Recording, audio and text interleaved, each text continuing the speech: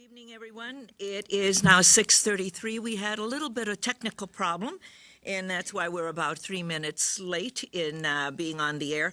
This is our regular work session time, and I will now call our regular work session to order. And we're talking about budget this evening. And the first item is the proposed 2014 budget presentation. Our city manager, Heather Johnston, is going to kick it off, and then she'll introduce the other two presenters. Madam Mayor, members of the council, I just am going to say a couple introductory remarks. As you know, you've been working on the budget now since June. And so this is the first of the two detailed presentations that we're going to go through tonight. You had a bit of an overview in August and September. And we have presenting tonight, we've got Dana Hardy, our Director of Administrative Services, and Kelly Stry, our Finance Director. So I'm just going to turn it over to the two of them. Thank you. Good evening, and welcome. Thank you. Madam Mayor, members of the council, thank you for having us here this evening to talk to you about the 2014 proposed budget. We're delighted to be here to present the details to you during this work session. Before we get started, we do have a long presentation ahead of us this evening, and I won't take too much time, but I just want to frame up where we're going to be headed for this evening and talk about a little bit about how we got to where we are at today, and then turn it over to our finance director to go through the details of the budget itself. I'd like to start by thanking Kelly and her staff for the hard work that they've done in pulling together the information that's before you this evening. They have done a lot of the heavy lifting in preparing the presentation, as well as a lot of the budget documentation that you've received throughout this entire process. And I'd also like to take a moment to thank you, Madam Mayor, as well as members of the council for your decision-making and the efforts and dedication that you've put into to the budget process so far. I think you'll be pleased with the information that we're going to be presenting to you this evening. A lot of that information that you're going to be seeing is really a product of your decision-making and your hard work throughout this entire process. Do we have slides yet, or are we? Should be coming up ahead. We have a slide of Dana. Looks really great. It's a video. Madam Mayor, members of the council, that for the public can pull it up online. The presentation is available to the public. So if we don't see it as part of this, I think we can probably walk through and continue it. And we'll just have to let our citizens know who may be watching us that we're having some technical difficulties, and our crew is working on it as we continue to move through. But yes, you can go to the website and details. Is it right up there, and then they can go to... Madam Mayor, members of the council, they can go up to where it says the meeting, and it should be part of the agenda materials, and so it's right there for them to follow along if they'd like. Okay, very good. And members of the council, you have your background and you have the PowerPoint presentation in paper form. So when we don't have technology, we have paper. Okay, please proceed. And thank you so much for all of your hard work. And nicely done. The books we received, really great narratives on everything that fully explained for the public to see if you're going on to it. The narrative really explains all of the numbers. So nicely done to our staff. Kudos. Thank you. Great work. Thank you, Madam Mayor.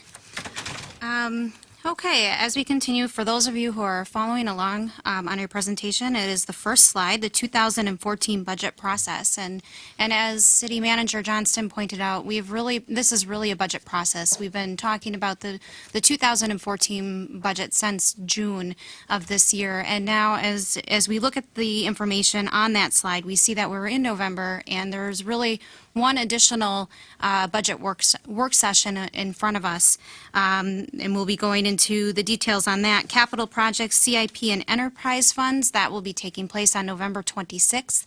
And then on December 3rd, that will bring us to the adoption of the tax levy and the budget for the 2014 calendar year. The following slide, summary of the budget process to date. As we mentioned earlier, this is really, we started this process, these discussions for the 2014 budget back in June.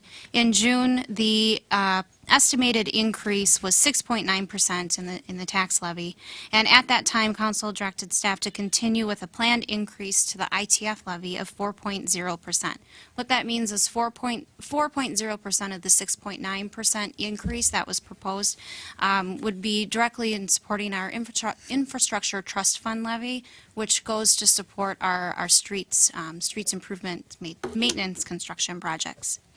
In September, we recently had council approve the 5.7 maximum tax increase, and the 5.7% property tax levy increase, again, kept consistent with the planned increase of the 4.0% ITF levy, so 4.0% of the 5.7 going to streets, and the remaining 1.7 would be going to the operating levy. And with that, with your direction and your continued guidance, that brings us to this evening, and we're pleased to be presenting to you an even greater decrease, a proposed budget that's lower to that maximum tax that was proposed back in September at 5.4%. And that's the detail that an overview that our finance director will be going into in just a moment with all the great detail. Before we move into that, though, I just want to move to the next slide, meeting agendas, and just give you a brief overview or roadmap of what will be discussed for the remainder of the evening. And that is the overview of the budget, and then Ms. Stry will go into the details on the general fund, special revenue funds, the tax increment financing funds, the TIF funds. And then, before concluding, she will also present to you a number of questions, which is consistent with our past practice. Those questions were formulated by our finance director and city manager Johnston, as well as other key staff, for council's consideration and direction on those items. Then that brings us to our final budget work session before the council adopts the proposed budget and levy on December 3rd. That next session is November 26th, and we'll discuss the capital improvement program, debt service funds, and the enterprise funds. Again, that's November 26th, our next budget workshop. And then December 3rd will be the adoption of the budget. And on that note, I will turn over the remainder of the presentation to our finance director to go into all the details. Great. Thank you. Thank you, Madam Mayor, council members. The first thing that we like to talk about is that slide that says financial condition of the city. I think it sets the stage for the budget process and for where we're at as a city, where our finances are. We have a strong bond rating, the highest bond rating that is possible, a AAA bond rating. The outstanding city debt remains low. We have a stable fund balance, and we've addressed all the fund balances in your 5-year plans. Every plan projects where we are expected to be at the end of 2013, as well as where we would be with the 2014 plan and the future 5-year plans. And also, we have very sound budgeting practices and the multi-year financial planning, which you all have been doing for probably 7 or 8, maybe even 9 years, where we've been projecting the 5-year plans, very detailed projections, and I think that served the city very well as we plan and try to limit those surprises, and we make the or allow you to make the decisions for the 2014 budget with, not in a vacuum, but knowing how that's going to affect the next 4 years beyond that. The next slide is a comparison to prior year budget. This year's total budget, and that's all funds, so the general fund, the special revenue funds, capital project funds, and all of the enterprise funds. It does exclude the TIF funds. The total budget is $85 million, and that is compared to $80 million in 2013. The capital budgets do tend to vary year by year. So the grand total number that we're talking about does go up and down based on large capital projects. And we will address those in some later slides during this presentation and in more detail at the next budget work session where we talk about capital. The proposed levy is $29 million. It is a 5.4% increase, as Dana talked about in the earlier slide. The work to date has reduced that from a June estimate of 6.9 and a max tax estimate of 5.7. The next slide is a chart, a bar chart that just compares fund types from 2014 to 2013. The 2014 is up from 2013 as a result of those larger capital projects in the enterprise fund and the capital project funds. They do vary by year, as I mentioned in the previous slide. Some of the major projects that are affecting that would be the $1.7 million in infrastructure trust fund for the maintenance overlays. And in the utility fund, we have some other major projects as well, including the street recon that has a lot of water and sewer expenses this year. And we will be discussing those further at the next budget meeting. The next slide is the 2014 budget by fund. And this is another way of looking at, if you could see the slides at home, but it's another way of looking at that total budget again. And approximately 42% of the total budget is in the general fund for expenditures and 35% in the enterprise funds. All other funds represent about 23% of the budget, the most of that being in the Improvement Construction and Infrastructure Trust Fund. The next slide is the proposed change to the property tax levy, and that shows that the total increase to the property tax levy itself is $1,485,000, or 5.4, as we said before.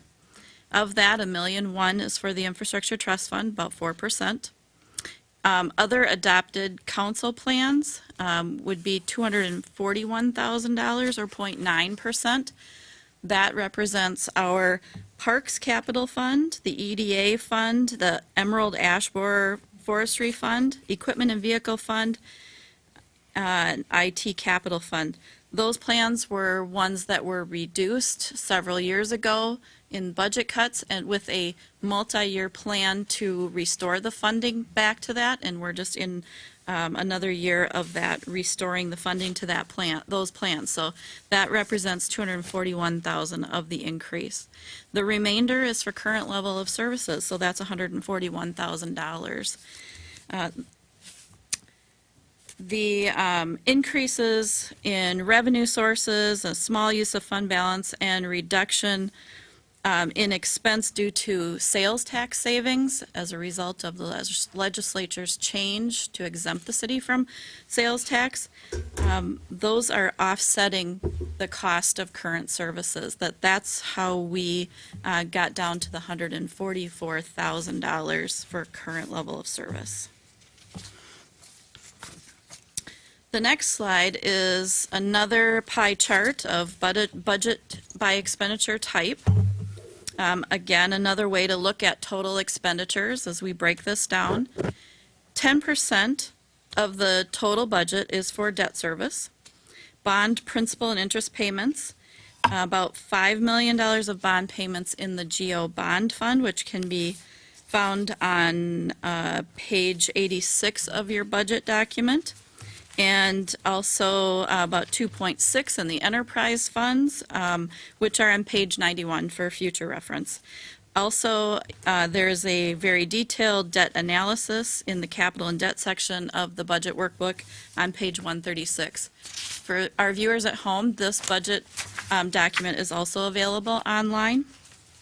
When I'm referring to that document, our very long budget workbook that the council received.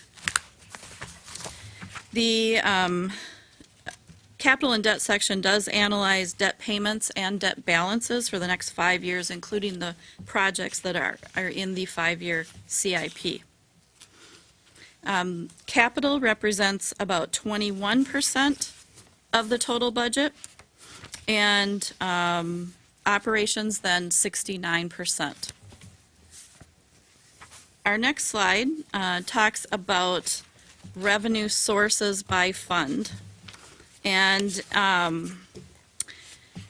if you look at that first pie chart on the left, the revenue totals can be divided into thirds.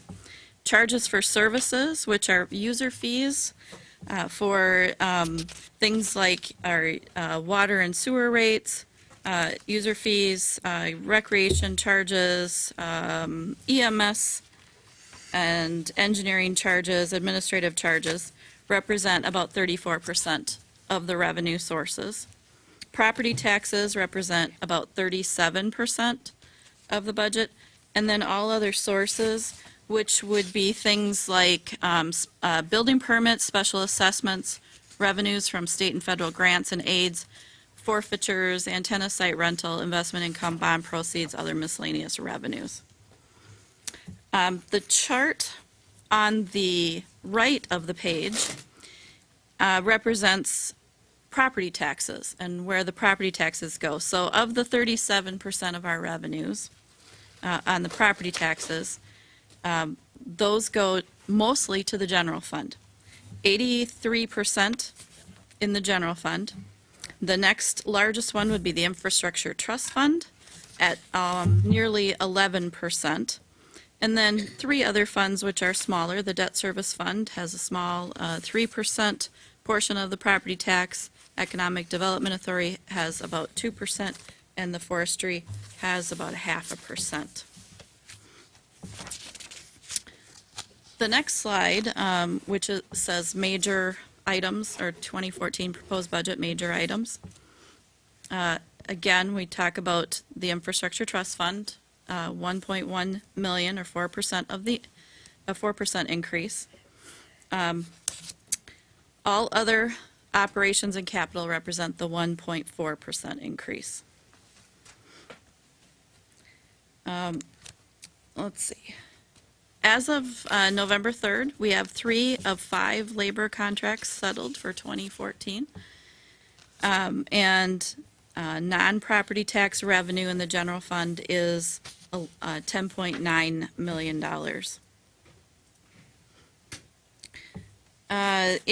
Within operations, as I said earlier, the most recent legislative session, the legislature passed sales tax exemption for the cities.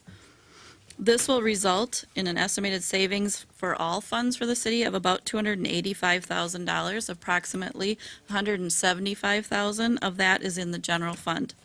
These savings have been incorporated into the base budget of all departments in every line item that formerly had taxable items. This savings effectively offset other inflationary increases in areas that were expected to see cost increases. Personnel services, we had one change in FTE. We had a reception position that was open. That was a full FTE. In the proposed budget, we are proposing that that position be eliminated and 0.5 FTE reallocated to provide administrative support and reception in the community development area to provide better customer service for inspections and licensing customers. Additionally, 11,000 of the savings from that half of an FTE would be used to provide funding for the Mobile Volunteer Network program to replace grant funding. The budget revenue estimates include increases to EMS revenue to reflect the increase in number of ambulance transports that fire department has been seeing. We also are projecting an increase in budgeted permit revenue. Building permit revenue was significantly higher than budget in 2013 due to a couple of large projects, but also the general base permit revenue is up, so we are estimating 2014 near the base for 2013. Other revenues were reviewed for trends and estimated adjustments accordingly. The next slide is on the enterprise funds. The finance plans for the utility enterprise funds are used to complete a utility rate study to determine the city's utility rates. All funds had positive results for 2013 and provided additional cash balances to those funds. As a result, no increases and no bonding are proposed for the stormwater, streetlight, and sidewalk snow plowing funds for 2014. The cash and fund balances in these funds are within the fund balance policies for the funds. The water and sewer fund also had positive results and improved cash and fund balance. The 2013 plan called for a 4.5 rate increase and use of bonding to fund a large portion of capital projects. With the improved balances and the 2014 projected operations, the proposed plan maintains a steady 4.5% rate increase, but uses cash to significantly reduce the need for bonding, which reduces further interest costs for future years. This moves us closer to PAYGO funding for the ongoing capital improvements with bonding, with bonding for the extraordinary capital improvements in the future in that fund.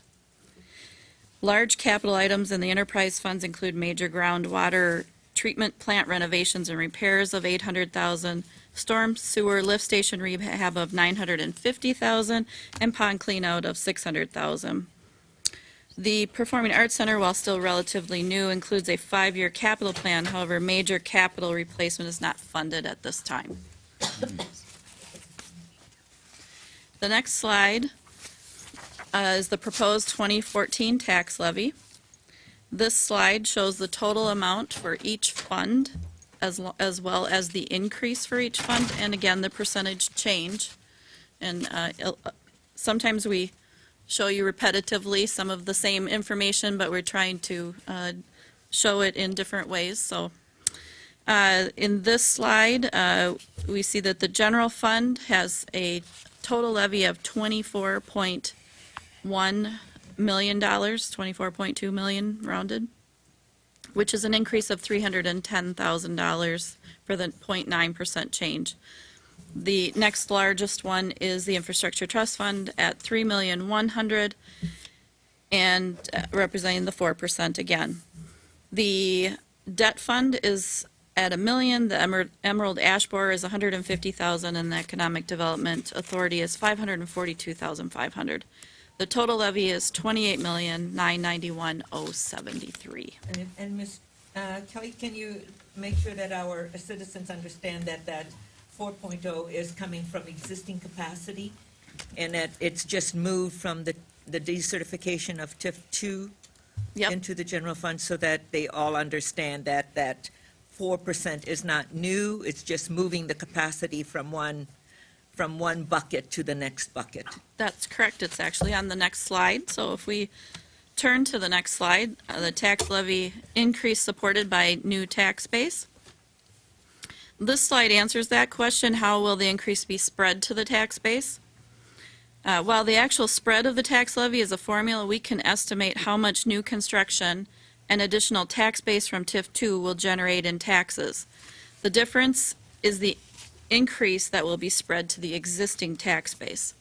So as Madam Mayor suggested, and as we've discussed at I think each of the budget meetings prior to this, the TIF 2 is a TIF district that we have had since the mid-1980s and is an area of properties that has been segregated for tax purposes into a TIF district.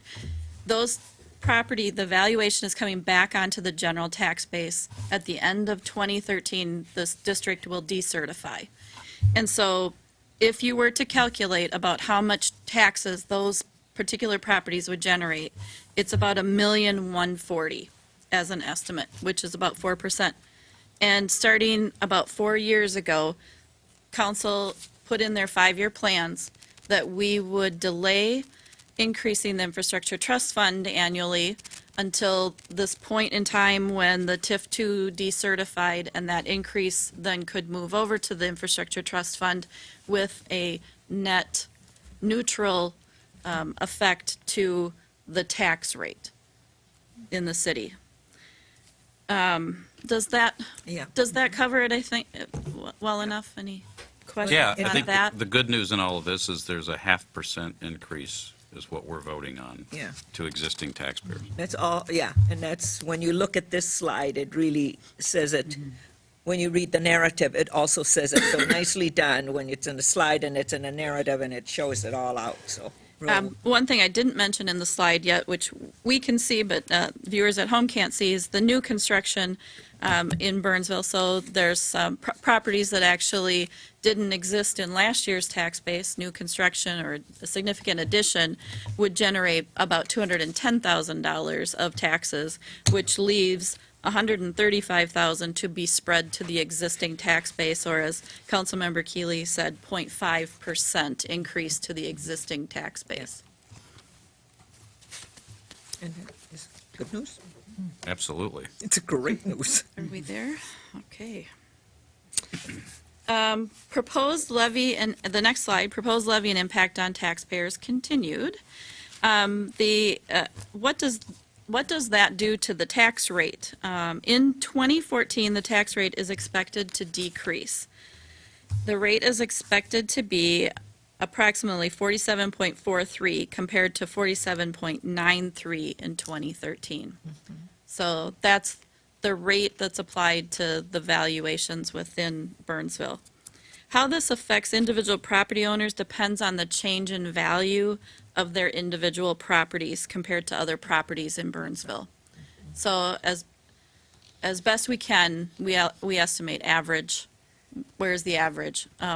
There is no average per se property in Burnsville, and valuations do change significantly between property and also property types. So while we can't speak to each individual property, we can speak to an average.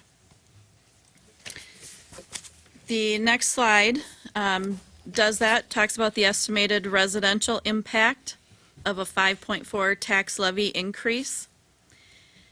We, in the past, have had this average value home, and in 2013, that value was $184,600. If you applied the average increase in residential valuations of 3.6%, the new average value is a $191,200.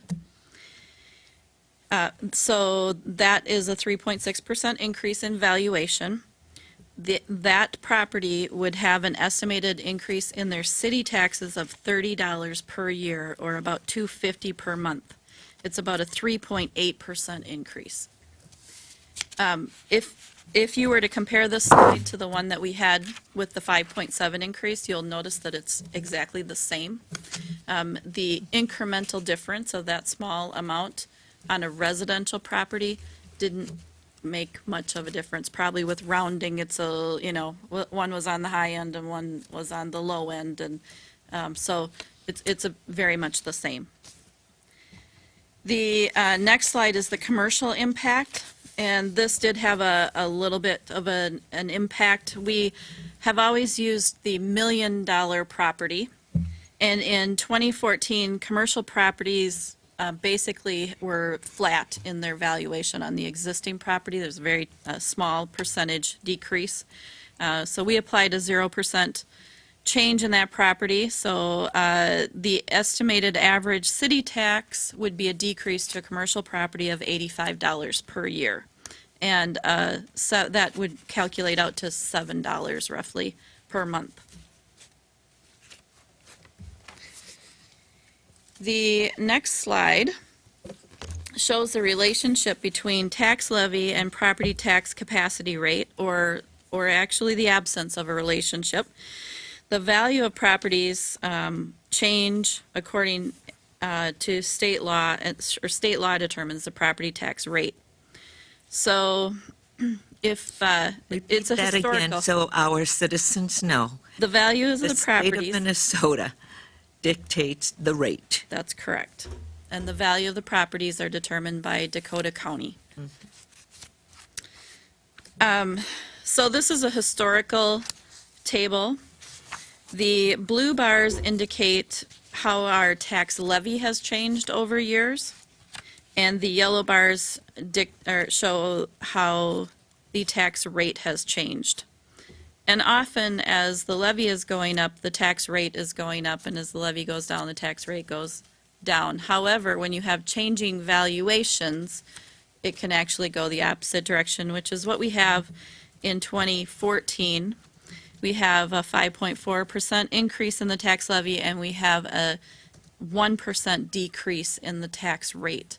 And that is specifically due to those TIF 2 parcels coming on board. So it goes to prove that effect that we would have, that those parcels are truly taking on some of the tax burden.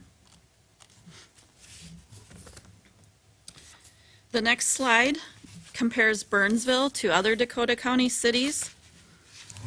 The blue bar shows their 2013 tax rate, and the 2014 green bar is the max tax rate that everybody certified in September. Burnsville is right in the middle of that list.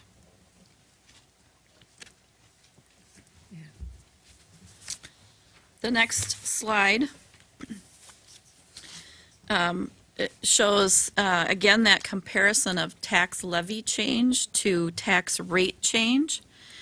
And it goes from left to right, the left cities being the lower end of the tax levy increase, percentage increase, to the right, which would be the high end. And Burnsville is on the highest of the rate of the increases in the tax levy due to that 4%.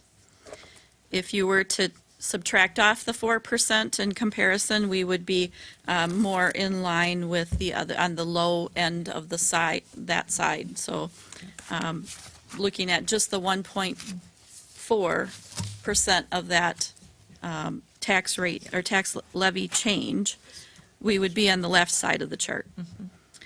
This chart also demonstrates what that does to the tax rate.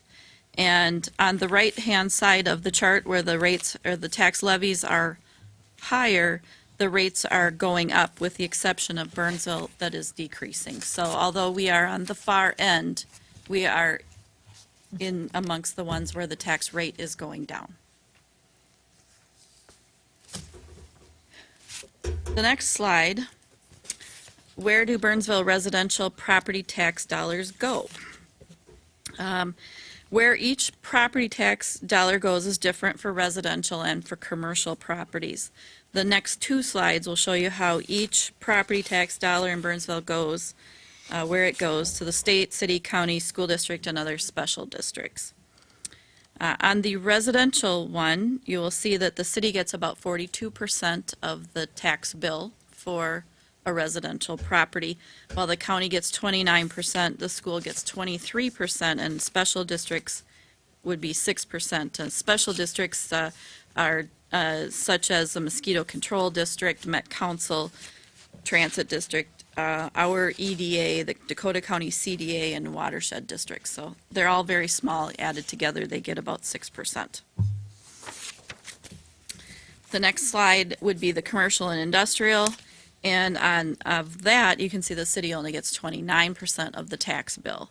And the state of Minnesota gets 32%. So that's where the residential and commercial differ. Several years ago, the state 2000.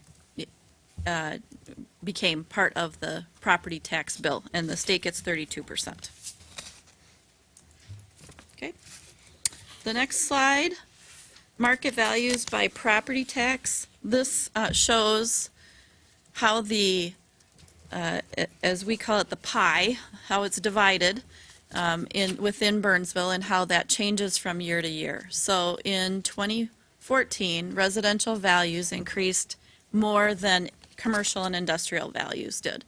Residential property taxes, or not property taxes, I'm sorry, residential valuations went up about 3%, 3.6% on average, while the commercial and industrial stayed flat. And this does actually compare with TIF district in 2013. So it's equal apples to apples. Residential in 2013 had 59% of the tax levy pie, and in 2014 it has 60%, and that's a valuation shift. Over the last several years, we had been shifting the opposite direction, where commercial industrial were not going down as fast as the residential properties were, so they had more of the pie, they were getting more of the pie each year. Now it's shifting back to the residential, or it shifted slightly back in 2014. Pardon me, Madam Mayor. Yes, Just one- Dan. This, for our viewers' benefit, this is the corresponding chart to earlier when you were reviewing the actual impact of the levy change being about 3.5% for an average residential property value and a slight decrease of 0.6% to the commercial industrial. That's correct. Is the shift in this pie is what caused that, even though our levy percent on existing taxpayers is 0.5%, how that's divvied up turns out to be about a 3.5% increase on residential property and a 0.5 point decrease for a $1 million property, for instance. That's right. Thank you. And again, that's It's all the part of the average. mechanics that, if people who are not in this work every day like you all are and we are, wouldn't understand how that mechanics works, because it is complicated, It is even to us. complicated. And even within the residential properties, what you Yeah. said is correct, Councilmember Keeley. But Yeah. even within residential properties, some people's value actually went down. Yeah. And some went up went up. significantly more than 3.5%. So Yeah, I'm sure, it's not, and when certain people are going to get their tax bills, they're going to see different yeah. valuation changes. Sure. And the other, and- oops, sorry. Go ahead. I think in every other neighborhood, different neighborhoods, you'll see that Yes. shift in the different neighborhoods. Or even within a neighborhood, as we found out.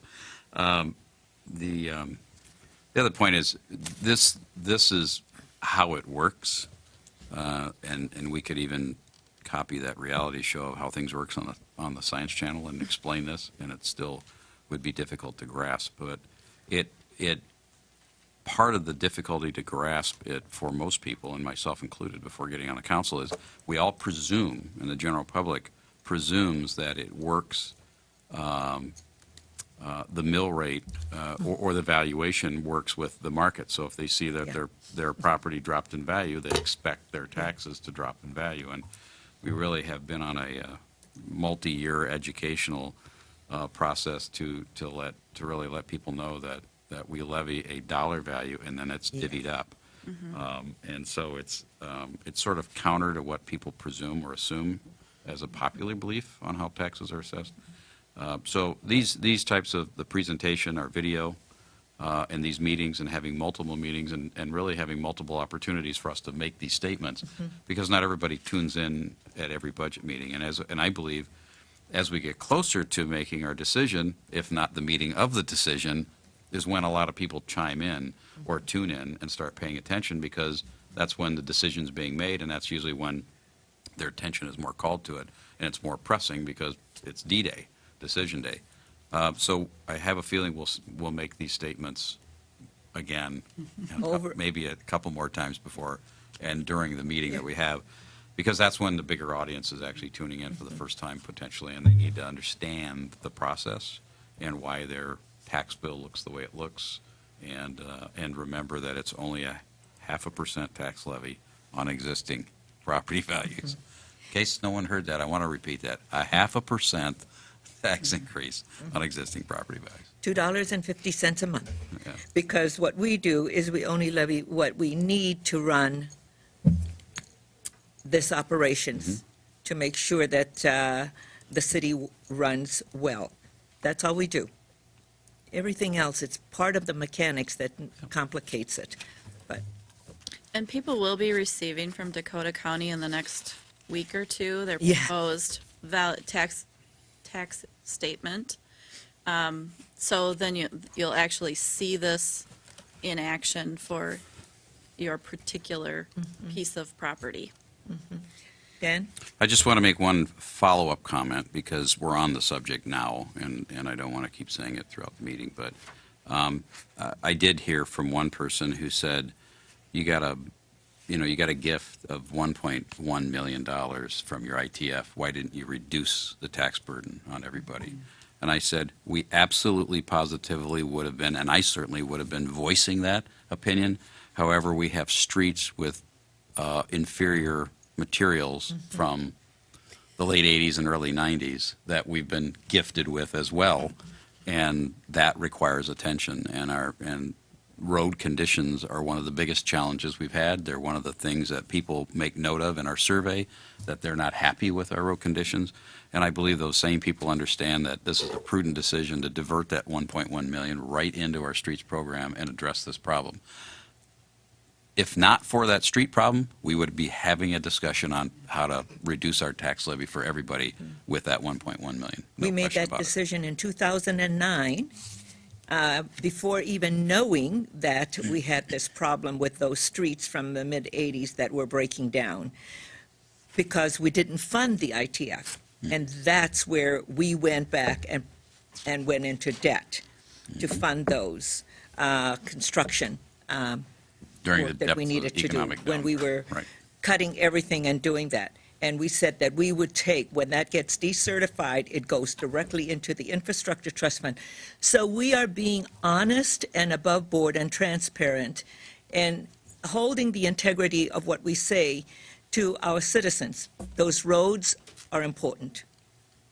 And then we found out in the last couple of years that we had roads that were failing before they're due for reconstruction, and we have to address those because it's big, it's important to our citizens, so, yeah. I don't want to throw MnDOT under the bus. At the time that they issued those, quality material recommendations, they didn't know that they were inferior. We've just all learned that, and we're amongst every city in Minnesota that's suffering the same thing as we've read in the Yeah. newspaper recently.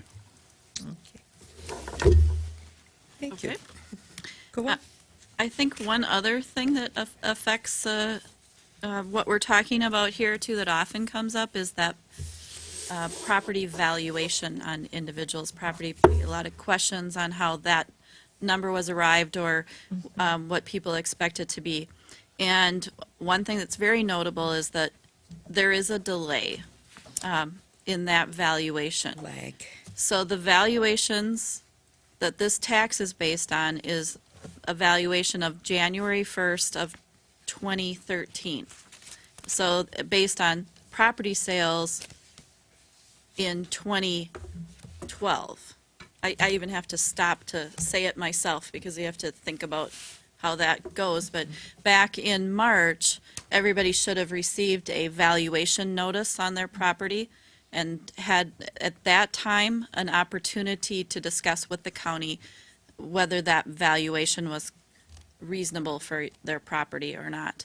And then that time has passed now to discuss that property valuation, and that will be the value that is on this, for, that these taxes will be spread to. And again, then in March of 2014, there will be another update to that. So as property values were going down, there was a time lag, and people were expecting their valuations to be lower than what they saw when they got their tax statement, because it really was a whole year. That same lag occurs as property values are going back up again. So only probably what people figure as a more positive way, that it's lower than what you might be expecting because there is that time lag. The next slide is a complicated one, and here's one where I wish I had the presentation because I had divided it up from what you're seeing actually into three different ones, but let me try to explain this one. This is on page 13 of the, The change in estimated value by property tax. I think we're all on the same one. It's Yeah. several colored bars with a black line in there. The first set of bars are the blue bars. If you look just at the blue bars, that shows the valuation increase on existing properties by type. So we have apartments, which increased an average of 2.6%. Commercial and industrial, which decreased I'm sorry, I'm trying to go between 0.3%, and residential, which increased 3.5%. It shows how those increases happened in those breakdowns, and then that to the right of the black bar shows a total. So 2.3% was the average. If you added everybody together, commercial, industrial, residential, our market values went up an average of 2.3%.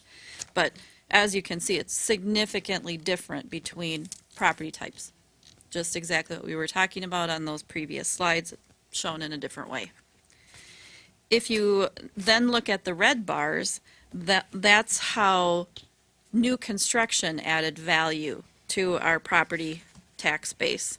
And in this case, commercial and industrial added the most value at 0.9%. Apartments added 0.4% and residential 0.2%. And in total, 0.4% our increase in our taxable value. The green bars then, if you look at just the green bars, that's if you add those two together, how did that property type change? And so that's where we get to the net change of 3% in apartments, 0.6% in commercial and industrial, and 3.7% increase in residential valuations for a total of 2.7. I'm sure that was completely difficult to follow. If you don't have the chart in front of you, it's hard enough to follow when you have the chart in front of you, but You try to unpack that one. it's one that we show you every year. So this is a comparison of where we are. The next chart is another one that shows some historical perspective to the change in value between residential apartments and commercial and industrial. It's the red and blue bars, if we're all on the same page on that. And you can see the split of how the values have shifted over time. And in this case, when you add apartments and residential together, we actually stay about the same as in the past. So 44% of the valuation is in residential and apartments, and commercial and industrial represents 56% of the valuation. The next chart, estimated annual property tax levy increases to fund projected expense offset by net tax revenue. There's a long title on that one. This shows you where we have come since last year's projections for each of the next 5 years. So last year, when we did the 2013 budget, we were projecting that, given what we knew and some broad-based estimates in 2013 for the year 2014, we would be needing an 8.7% increase, and we're down to the 5.4. So we've come a long way in there. A big part of that would be the sales tax change. We wouldn't have known about that last year. And then as we refine the numbers down, other revenue increases, certainly the EMS and the permit revenues were unknowns last year as well.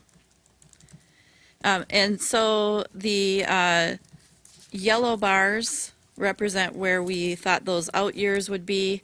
For 15, 16, and 17, we were projecting 3.9, 3.5, and 3.2. Now we have a 3.4, 4.0, 3.4, and 3.0 for 2018.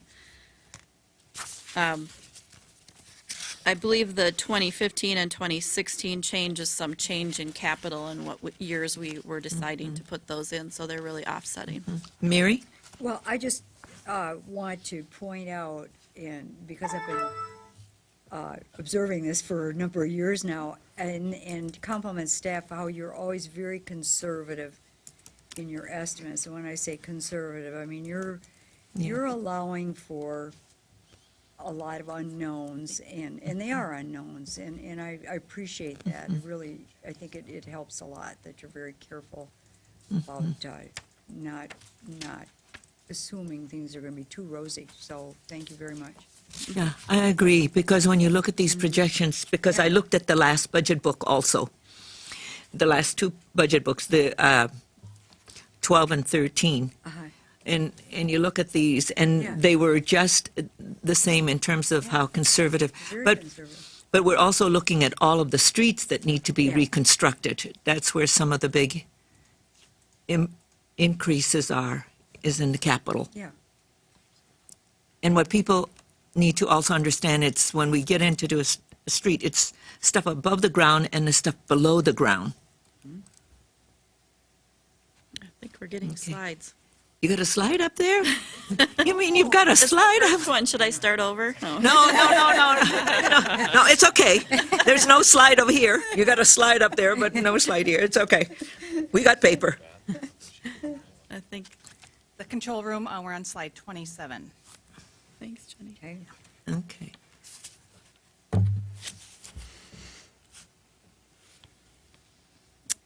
I'll just wait a moment as it's coming by. And I think we're actually on slide 30 now. What's driving There we the go. need? That's page 27 on our. Yay. That's where I was. Yeah. Okay. I don't think I have control of it yet. No, don't touch that.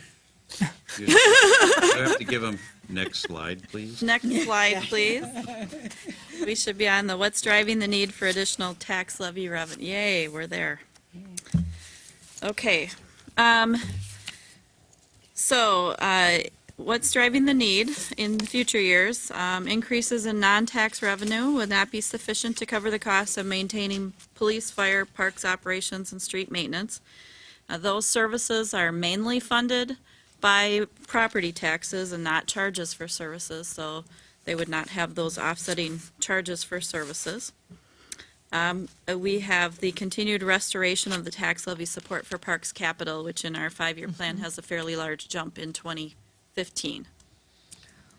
And then continued increase in the funding for tree management in preparation for the emerald ash borer infestation.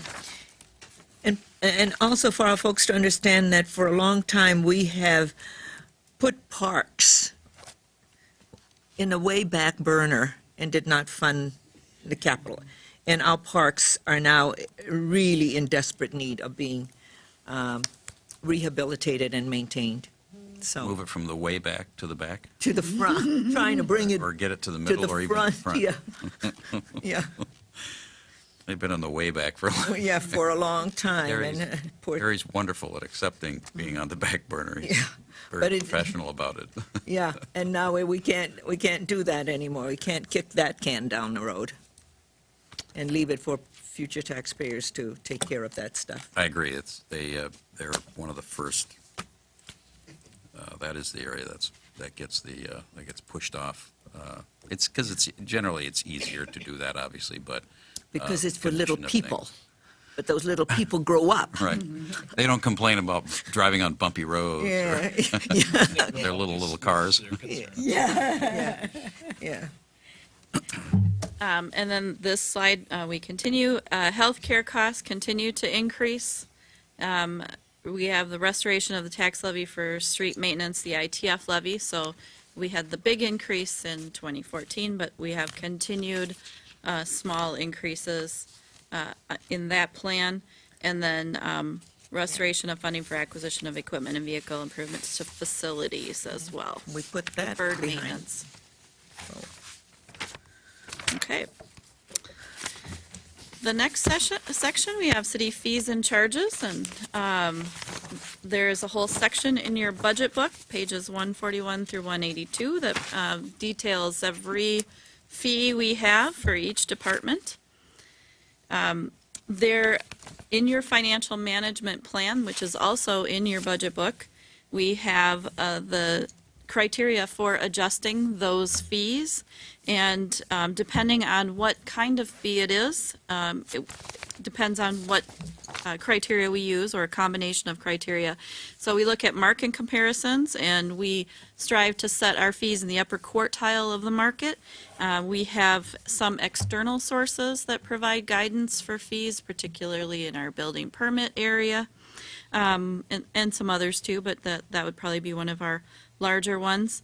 Also an entrepreneurial approach, which would set fees at the top of the market. Recover the cost of services, so where we have programs where we're trying to have user fees cover what it costs to provide those programs, that might be the fee criteria for there. And then utility fees, we do an annual rate study, which is really based on the 5-year financial plan. And when I say 5-year financial plan, that's what you have in your budget workbooks. As staff, we're going out 15 to 20 years on those plans. So because there's so much to consider in those areas. So in your budget document, you'll find on each of those lines what the criteria was used in those. The next slide, budget by fee type. We have 26.6 million in charges for services. Of that, the majority of that is in our utility fees, the 71%. Those would be your water and sewer fees, and the stormwater fees, sidewalk, snow plowing, that sort of thing. All other fees would be 29%, and in your budget document, there is a section, a budget summary section, which I'm sorry I don't have the page number in front of me for that, but it does break out across all the funds, the different types of revenues and expenditures that you have, so you can see across the funds where those fall.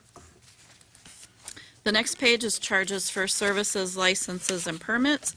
That is another big chunk of 28.5. So that adds onto charges for services, license, and permits. And when you add that in, we have 35% in all other fees. The proposed utility fee adjustments for 2014, which is the next slide, thank you. I spoke about this in an earlier slide. We have proposed 4.5% increase in the water and sewer fees, and 4.5 annually in the out years. We left it at the 4.5 because we chose to present lower use of bonding to go closer to the PAYGO in that area. That would be something, if you wanted to, we could flip-flop that as well. So that is a question for you later. In the other utility funds, stormwater, street light utility, and sidewalk snow plowing, we had no increase for 2014, which I think is great news. We have in the plans some smaller increases. Stormwater has 1% annually, and each year we will readdress that as well. If the performance and results from the prior year would indicate that we could do something lower than that, then we always adjust. But we're looking at, based on what we know, 1% annually for the next 5 years. Streetlight, 3% annually, and sidewalk snow plowing, we have a 1 year with a 5% increase in 2016 and 0% in all the other years. Those are quite small fees, which is why it ends up being 5%. The next slide, proposed capital projects in the sanitary sewer and water fund impacting rates. We have a aging water production and revenue collection infrastructure. So we have improvements at our groundwater treatment plant, which is 30+ years old, that need to be made, and meter replacements that are critical for revenue collection. Pardon me. Bonding's proposed in the CIP to provide cash for the water and sewer larger project costs for several years. So the ongoing project costs, we're funding with cash, but in the years where we have larger items, we're using bonding for some of those things. And future rate increases are needed to cover debt service and restore the fund balance. Next would be a general fund overview. Pardon me. In the general fund, the majority of the costs are in personnel services at 67%. It is, the things we do in the general fund are mainly service-oriented, so have mainly personnel costs there. We do have current expenditures of 22%, and the general fund does also provide funding to some of the other funds, which is our transfers to other funds of 11%. Those percentages are consistent, fairly consistent with prior years as well. The next one, we have source of funds, and the property taxes are the largest source of fund in the general fund as well.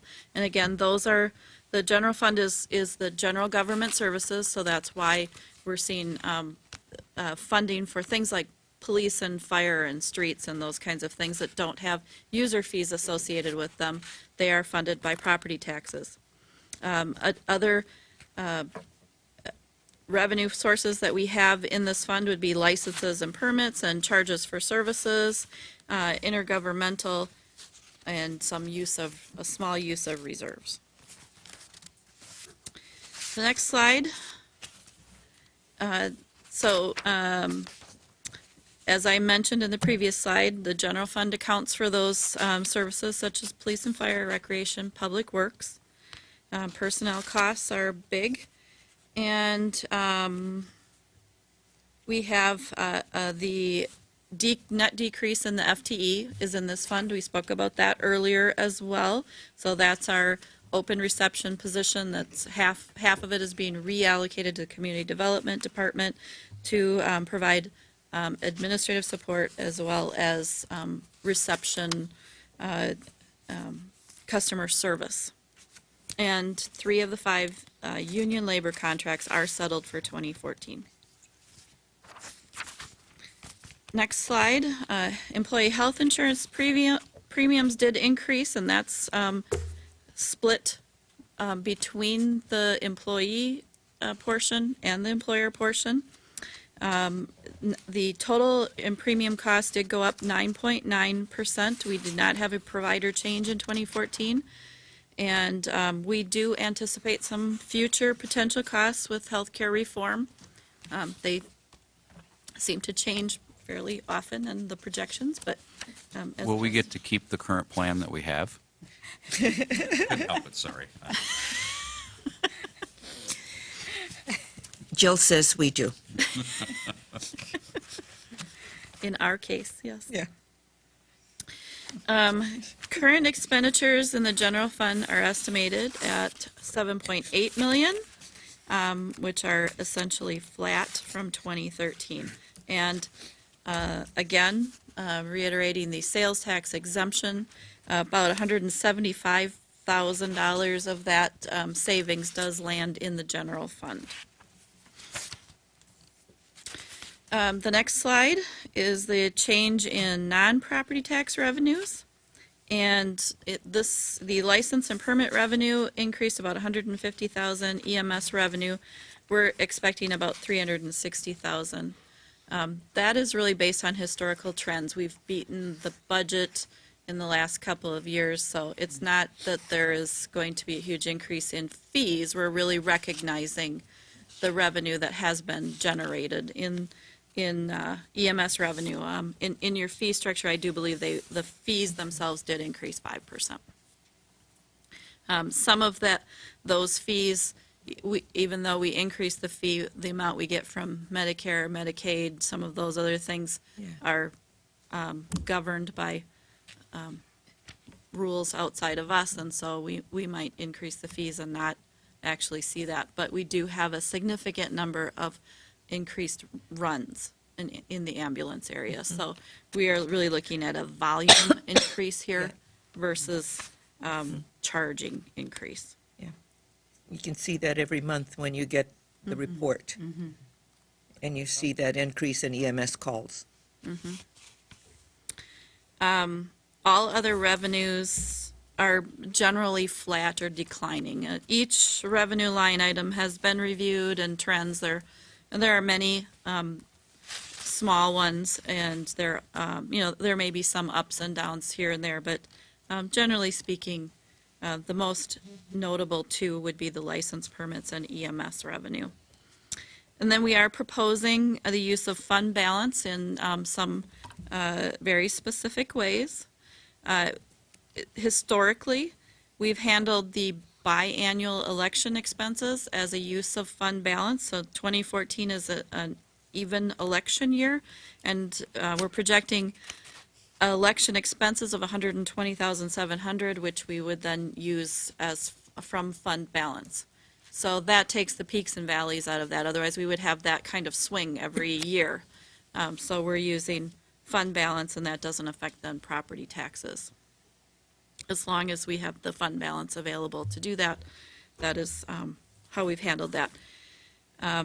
About 3 years ago, council set aside a portion of the general fund balance to pay for the annual debt service on the ice center improvements of $140,000 per year. So there is a transfer from the general fund to the debt service fund of $140,000, and then use of fund balance of $140,000. When you look at your annual comprehensive annual financial report, if you look at fund balance, it shows there is an assigned fund balance of it started out as $1,400,000, so it was 10 years of $140,000, declines each year as we take off 1 year of $140,000. So that is that planned use of fund balance. The also in our fund balance, we have some collected tipping fees that are restricted for a particular use of called landfill abatement. So they need to go to activities that help with recycling and sustainability and those kinds of things. So we look at the costs that we have associated with those types of activities, and we use that out of that restricted tipping fees. Those are different than the ice center, where those are assigned. The council made a decision to assign that fund balance to the ice center debt service. The restricted tipping fees are governed by state regulations and laws on that. So the city can only spend that on certain types of things. There was one CIP project for a fiber project with Dakota County for $32,000 that we've had in the CIP for a few years. That's a project Dakota County did, and we set aside use as fund balance for that particular. It's a delayed payment that we had with no other funding sources. So it has been in the plan for a few years, and that is how we did show that particular one. That is a total of $464,000 of fund balance use. The next slide, this very colorful chart, shows where the fund balance ends up with all of these changes that we have suggested and use of fund balance in the general fund. And as you can see, the blue on the base is that restricted landfill account that I spoke of.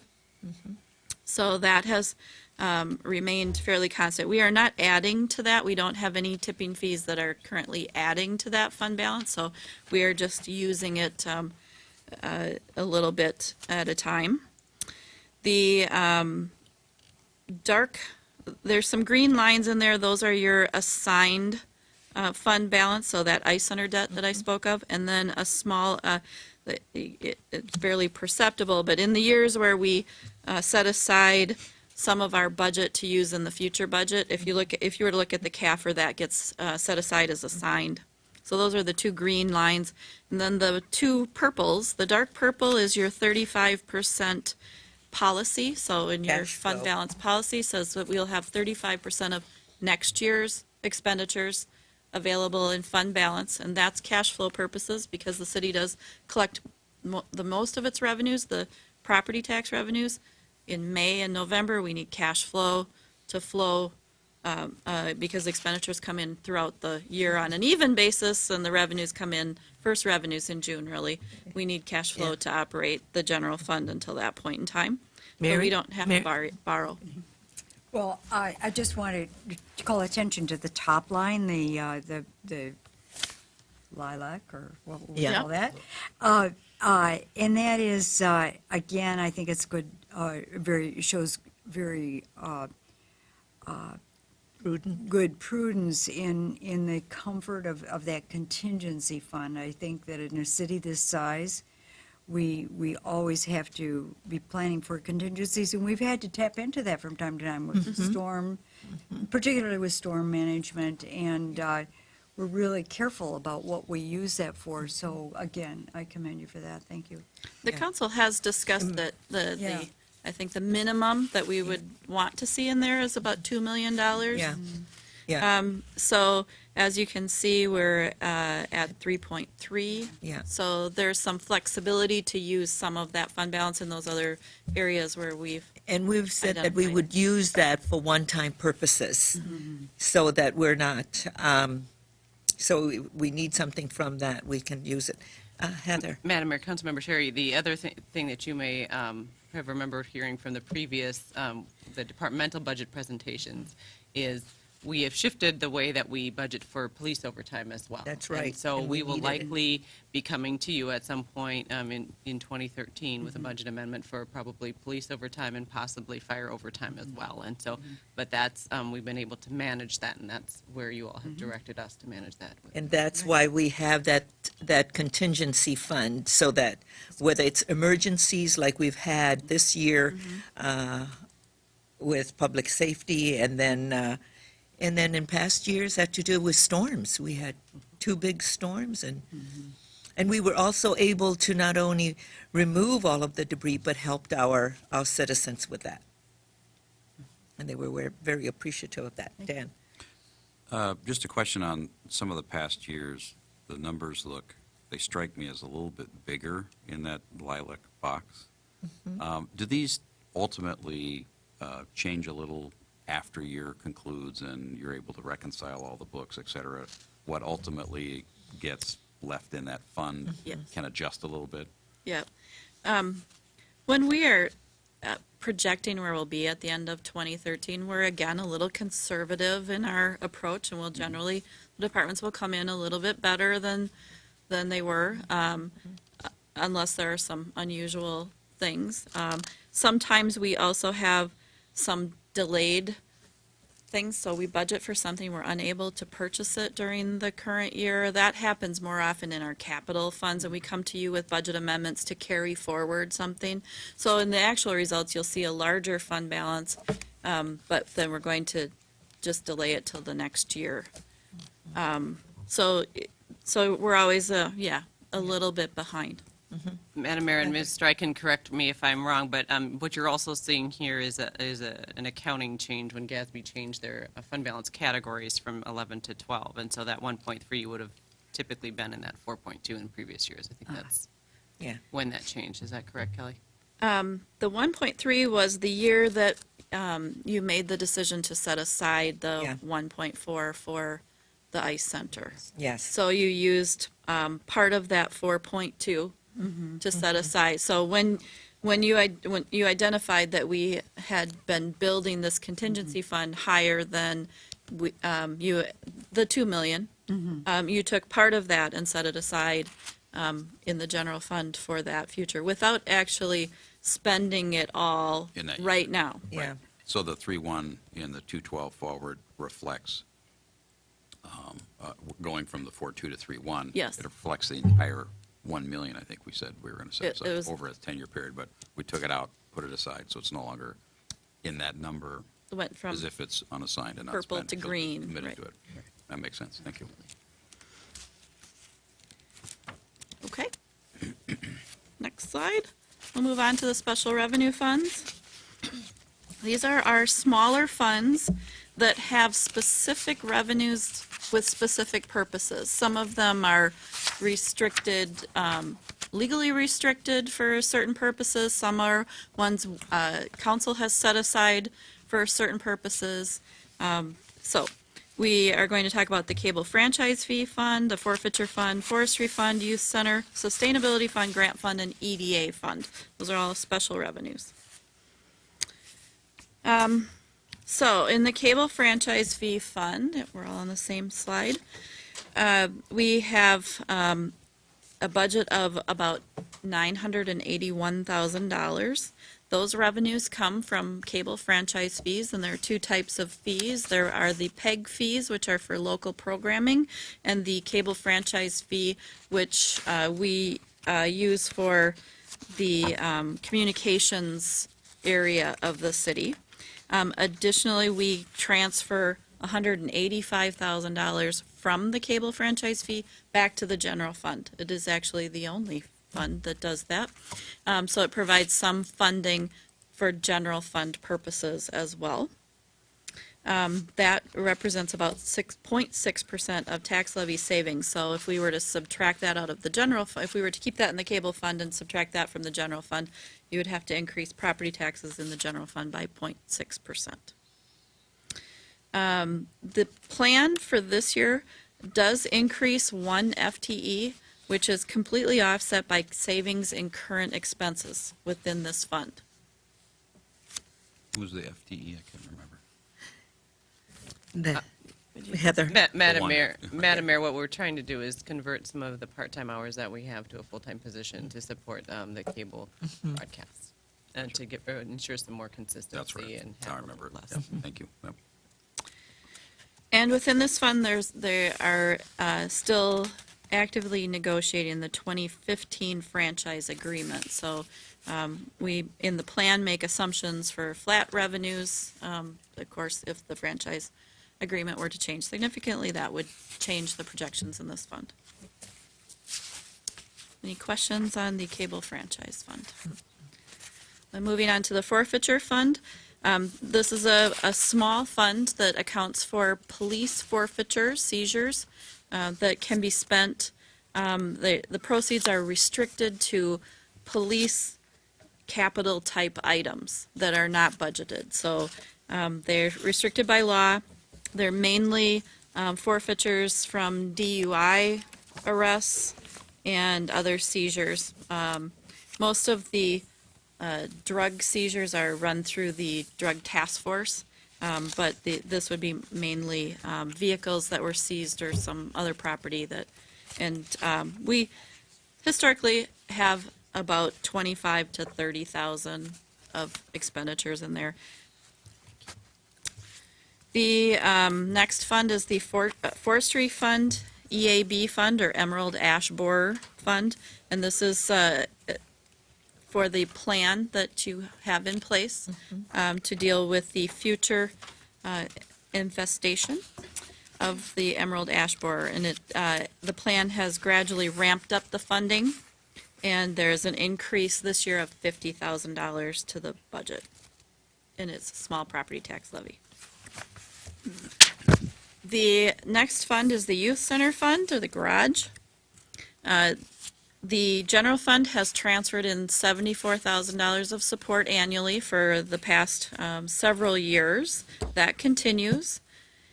This fund has historically been run mainly on grant revenue and then also some admission charges. The grant revenues have gone away, and new grant sources do need to be identified.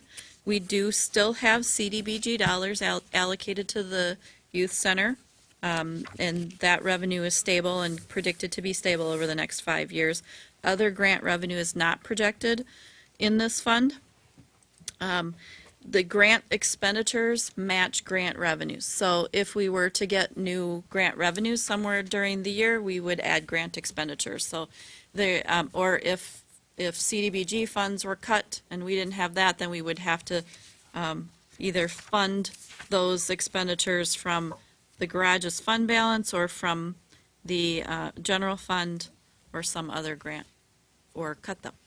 So those would be the options, but at this point, we have grant revenues matching grant expenditures. We have historically, again, used fund balance to fund minor capital outlay in that fund.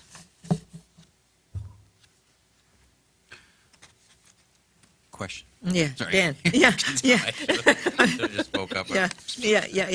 Dan? Do you have a breakdown of the garage? I know it's in our budget book, but in the presentation, any other just overview of how much goes to wages, to transportation costs, to programming, whatever? Just a quick overview. I don't have it in the presentation, but I know it's in the Yep, book, in it- numbers that I can barely read without my reading glasses, but I was hoping there's something bigger. me too. The expenditures are personnel services, $181,000, and current expenses of $64,000. Is that- Those would be funded from the $74,000 transfer from the general fund, as well as operating revenues, so they charge some admissions and that sort of thing, and some use of fund balance. So this fund actually is dipping into the fund balance by 100,000. Without looking at that, I forgot my glasses, what's the revenue? Well, I'm looking for, what's the net cost to operate it exclusive of the weekend concerts, which are pretty much, as I understand it, 100% offset by the door, the gate revenue? It's $100,000 of use of fund balance to offset the operations right now in this. Right now. So of the 356,000 total budget for the garage, how much of that is, what's the revenue from the gate? You probably show it on a revenue number. We're budgeting revenue. 57,000 of admissions. Admissions? And Okay, program charges. So of the 356, it's about 300,000, because 56 of that overhead, that budget is offset by the gate revenue, leaving 300,000, of which 75 comes from the city, or 74, 40 to 45 from CBGB, and the balance from There's, other grants and, that kind of stuff. yep, CDBG funds 38,000. 38. And we have one grant youth prize for 2014 of 25,000. Yep. So it's about, as you put it, everything is covered from grant, Yeah. the 74,000, CBGB, the gate revenue, except that, and there is essentially 100,000 remaining that is being covered by the fund balance. Fund balance in the youth center If, fund. if this were to continue at the current rate, when would that fund balance get Drawn down? drawn down to zero? Well, in the out years, we're only projecting $4,000 worth of fund balance usage in those out years because we've cut back on the expenditures. So So- programming changes. So that have to be programming made changes to keep of from- $100,000 beginning next year Okay. without any future grants. So that leaves the fund balance in the $60,000 to $70,000 range Gotcha. across all of those years.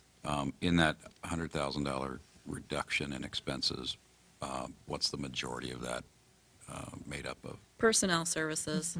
And will the garage be open fewer days as a result of that, or same number of days as today, but less? Madam Mayor, Councilmember Heather. Keeley, we are in the process, as you know, of really looking at how we're providing those types of services. And so right now, what we've assumed for 2014 is really just kind of exactly what we're doing now. Okay. And as we draw down to the future, as you can see, Yeah.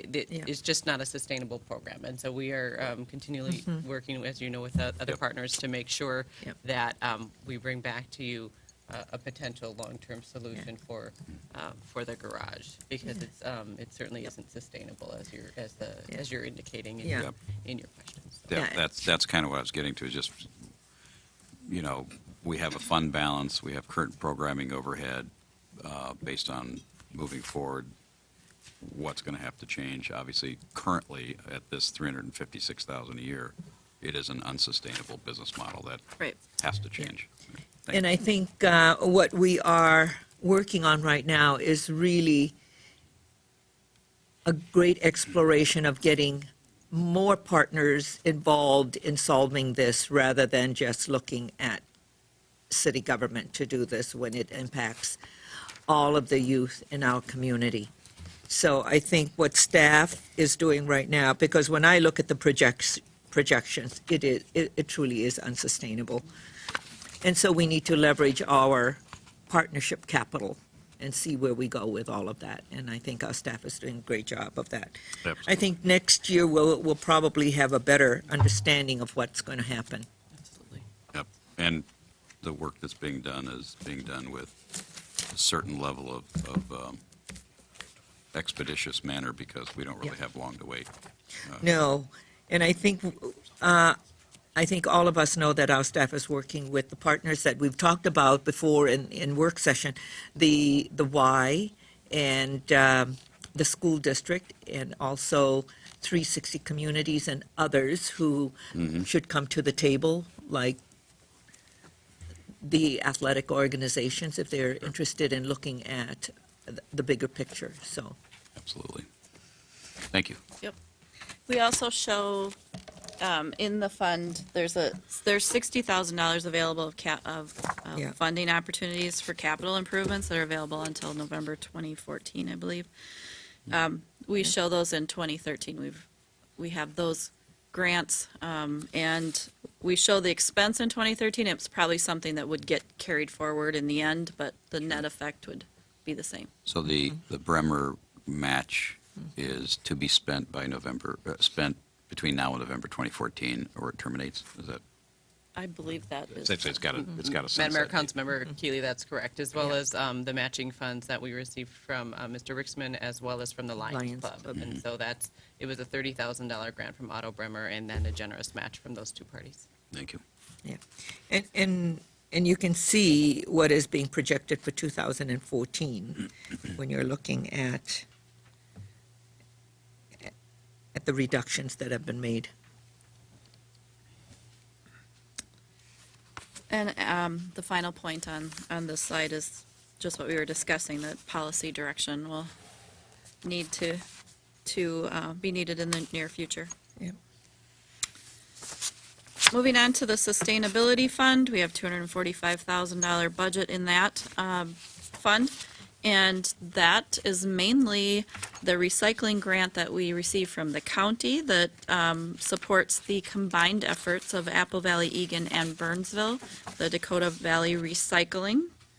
There are also some Burnsville-specific expenses for sustainability and our household hazardous waste days that are funded through this. And this is the expenses that I spoke about that are being spent from that reserved landfill tipping fees, or some of them. And that fund basically operates at a near zero fund balance. We transfer in enough fund balance from the general fund from those reserved tipping fees to cover the expenses on an ongoing basis. The next fund is the grant fund. And this fund, as far as a budget goes, is very small at $9,000. We did move one position, the senior services and admin from that we get from CDBG. We get that. We moved that into the general fund. So revenues and expenditures, an equal increase. We did that because of the way we are now funding that particular position with the MVN comes partially from the general fund. So to simplify things, we moved it all to the general fund. It has a zero effect on both funds. But it does leave just $9,000 of CDBG that runs through here. when we get some grants throughout the year, we do put them through this fund. So there is more activity than just the 9,000 that runs in this fund. But as far as budgeting goes, there's very few things that we anticipate at budget time, and then we budget for other grants as we get them. And this 9,000 is spent on what, roughly? Seniors, let's see. If you, I can't remember which ones were left. If in your on the in your budget CDBG, because I looked at that.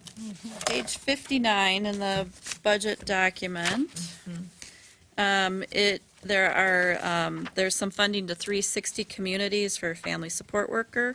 There are EMS grants that we help low Offset income. our losses. And there's another small item which I don't recall, but that's the majority of, 360 Of that. EMS. So I guess my question is based on, and I understand your explanation, I want to make sure our folks at home do too. The fund balance of, or the total fund of 9,000 is pretty small with everything else we're dealing with. So, and you noted that other grants run through this fund, so they're in and out. yes. Is the 9,000 then reflect sort of a rolling average that ends up staying in the fund that is actually used for, question mark, that's my question, what is it used for? Outside of what happens to go in and out of this fund that already has a predefined, destination? This fund has a zero fund balance, or basically a zero fund balance.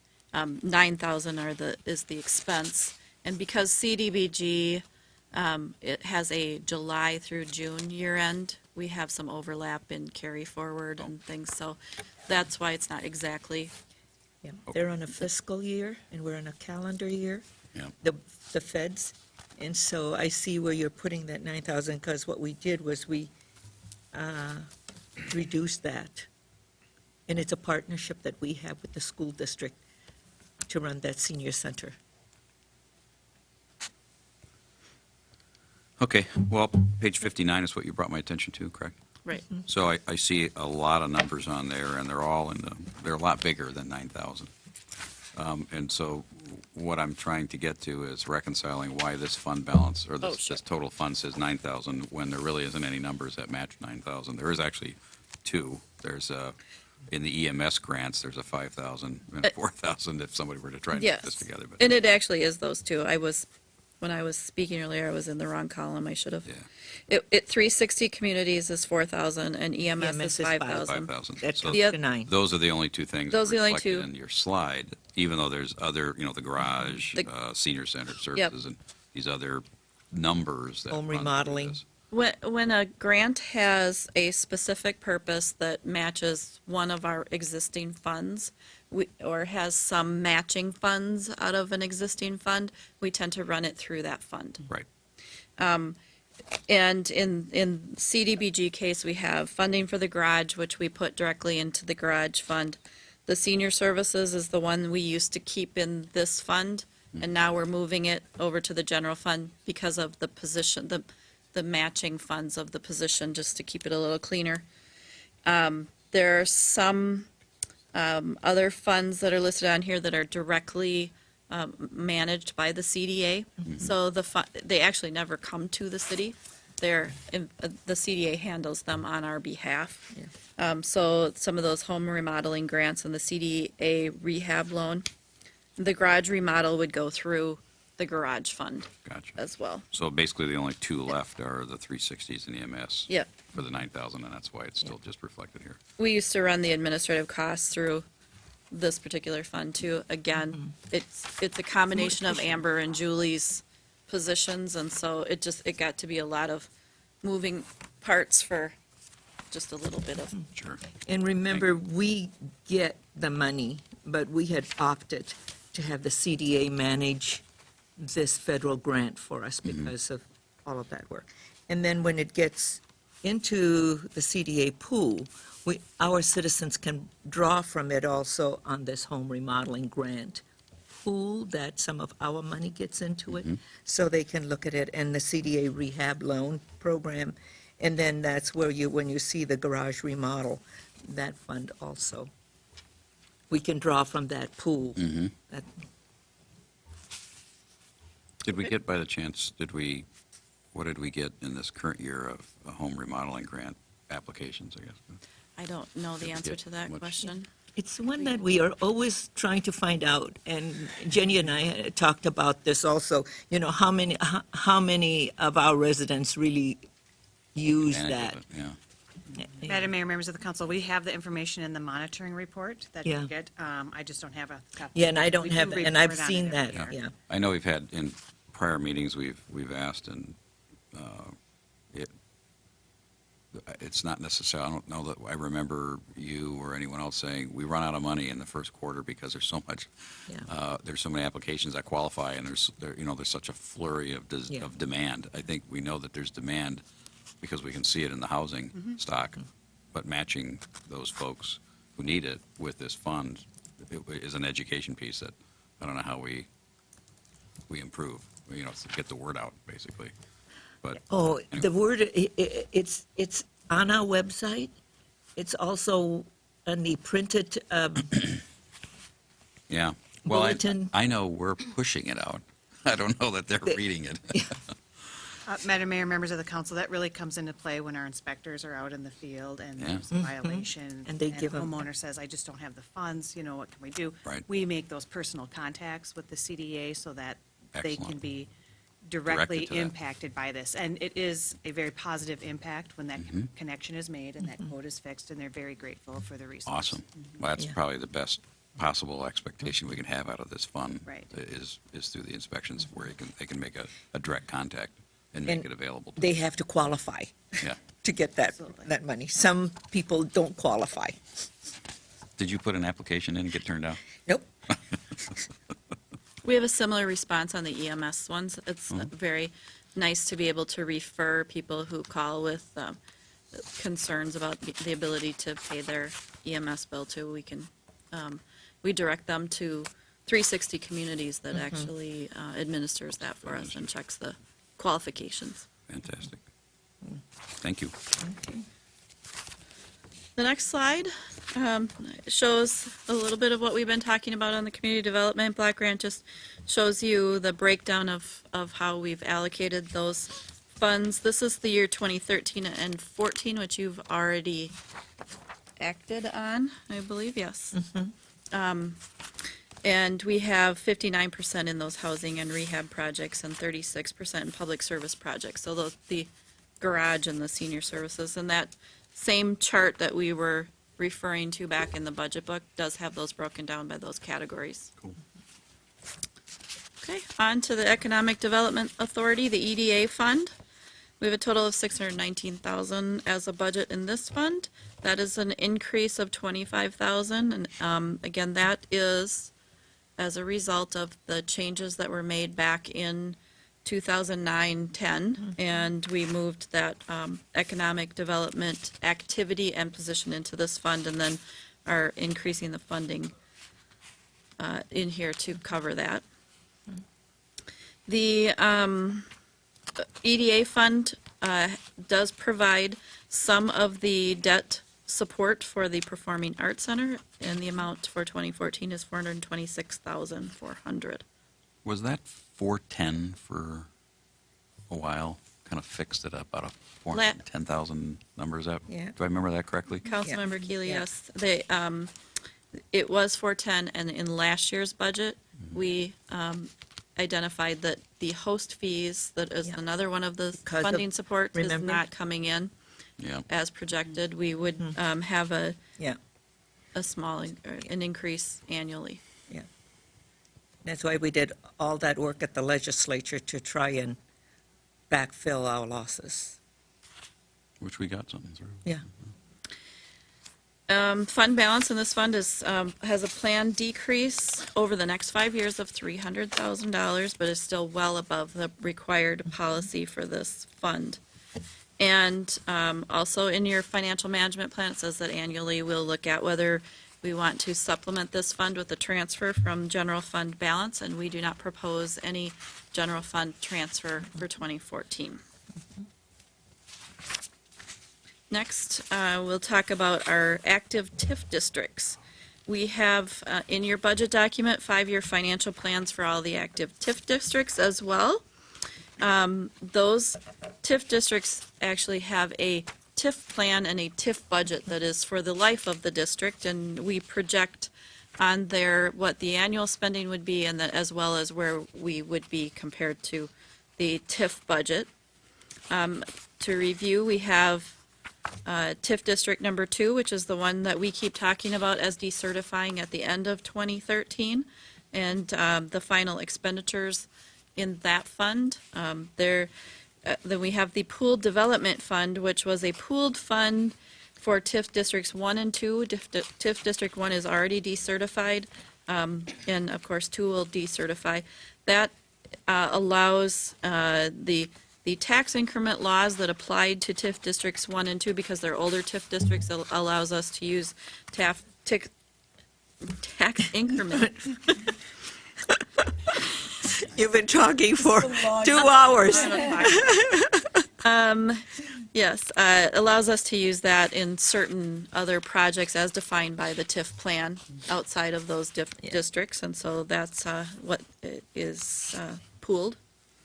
TIF District 6 is the Heart of the City TIF District, and TIF District 7 is the new MRQ, which you have just a definition of. We have no expenditures in TIF District 7 yet, or increment for that matter. The budgets, as I mentioned, they're adopted with the TIF plan, and they're not annual budgets, but we do present some plans for you to kind of give you an idea of where we are at for the upcoming years. And the state also does not require that the TIF districts be included in the city's annual budget process, but we elect to do so. But we do not include them in the overall summary. So if you're looking in that summary section, the funds across, we don't put the TIF districts in there. Yeah. They are their own. Yeah. They're their own deal. Back at the book. Dan? Question on TIF 2. Says a final year of tax increment estimated at 2.3 million. How does a person compare that or reconcile that with the 1.1 million from the decertification that we put into? The difference of the 1.2 million, what is that difference and where has it been going, you know what I mean?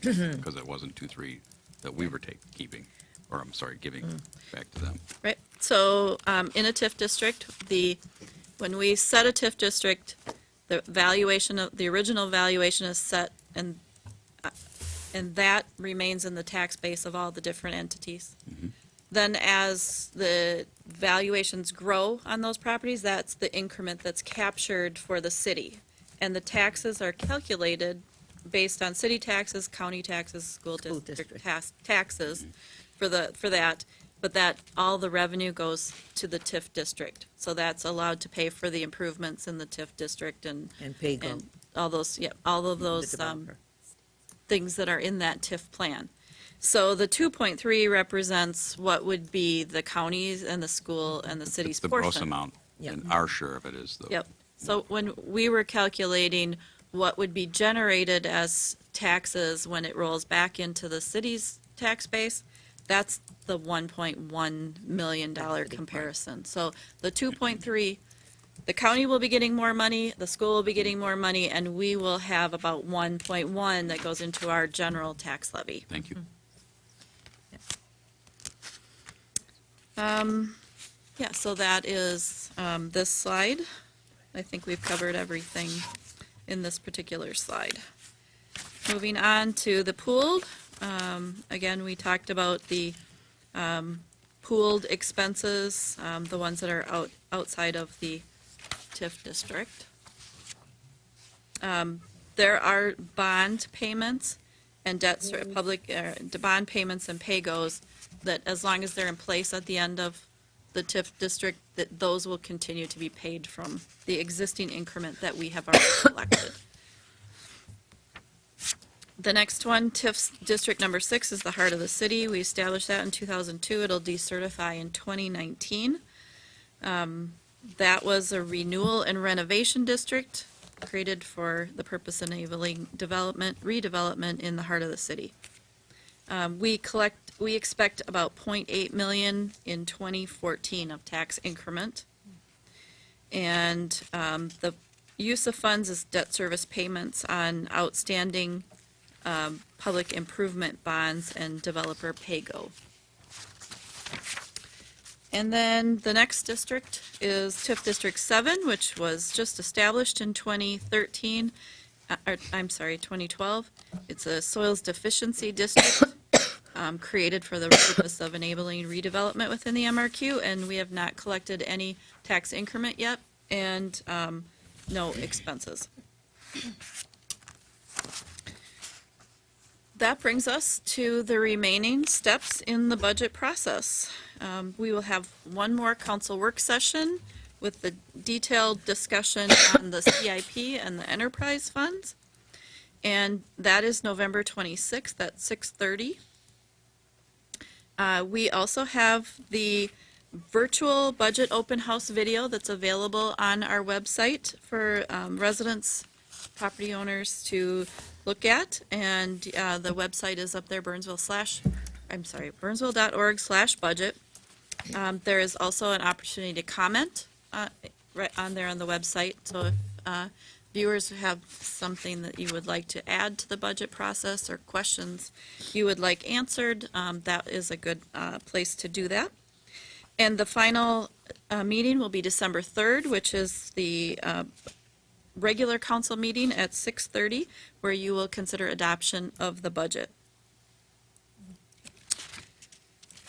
So the next slide, we begin with our discussion items. We have some questions for you, and I think Ms. Johnston is going to cover those. Madam Mayor, members of the council, we do have a number of discussion and decision items for you all, and so I'd like to walk through those for you. The first, of course, one of the key points upon which the budget is built is the 2014 tax levy.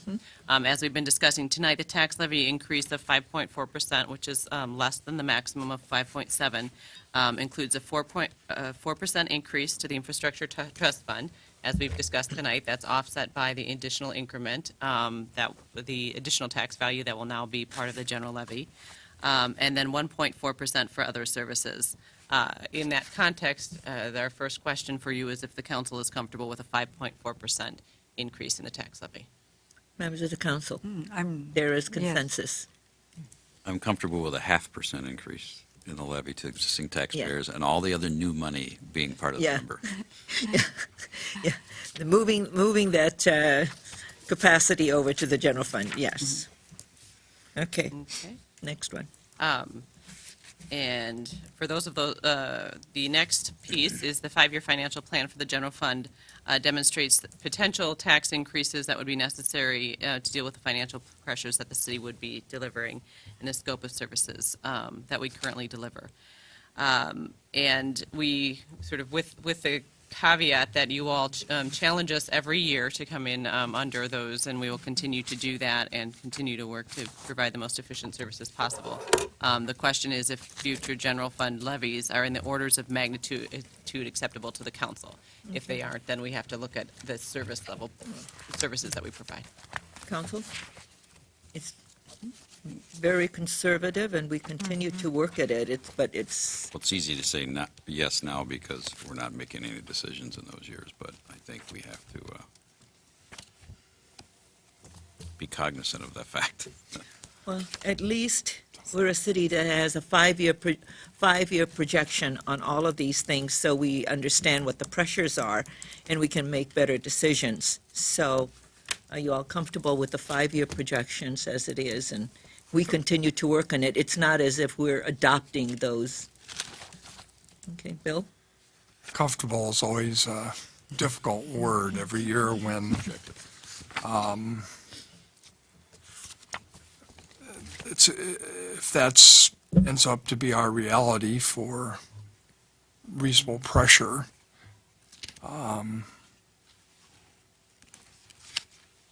then we'll have to I'll deal with it then.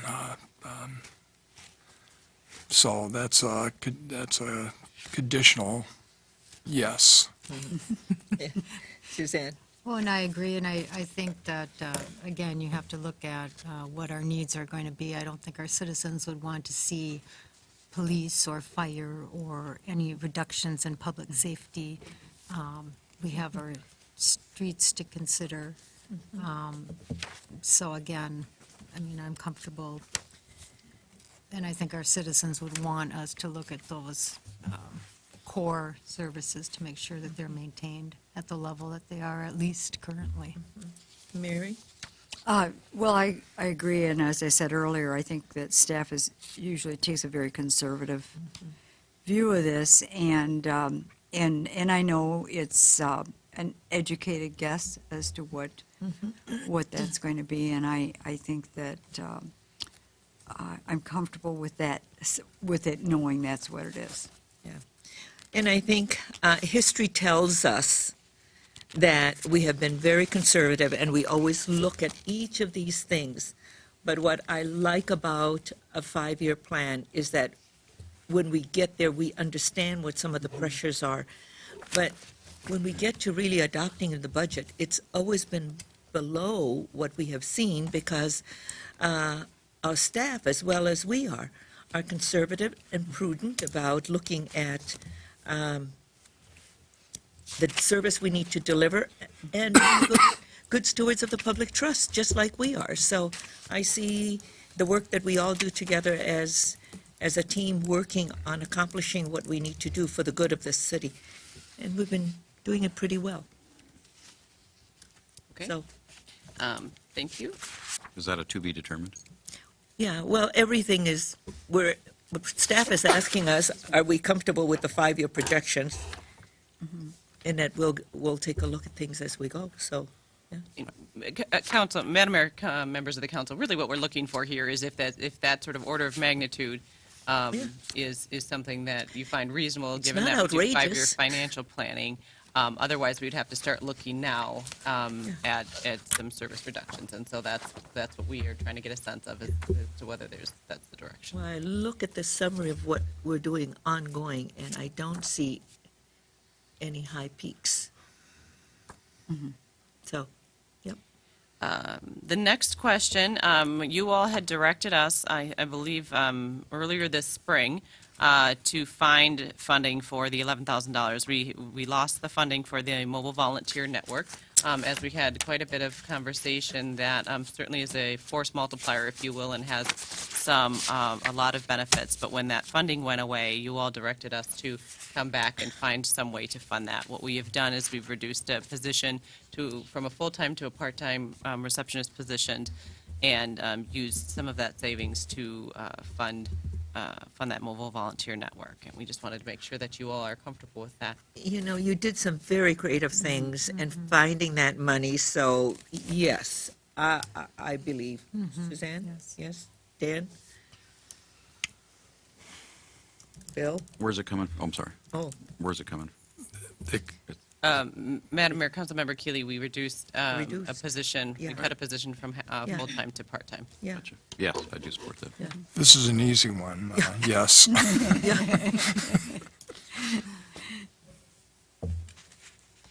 When you look at the return on that small investment with all of those people, they're all downstairs training right now, again. They're fantastic. And they're all volunteers. Tremendous. Yes. Okay. Madam Mayor, members of the council, the next one might not be quite as easy. As you know, we've been talking in some detail over the last year as we've started the proactive property maintenance and the rental licensing program. And that's been a very successful program in that most people are complying. The downside of that You is did not think about that, did you, Jenny? the downside of that is that the revenues are much lower than we had originally anticipated.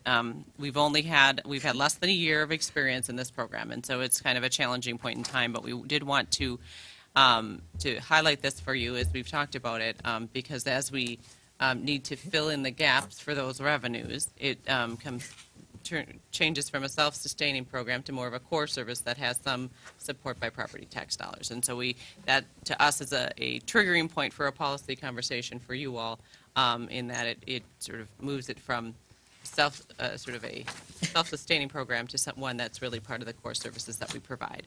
And we wanted to make sure that is how we're treating it in the 2014 budget, is that we are, it's now about half and half, if you will.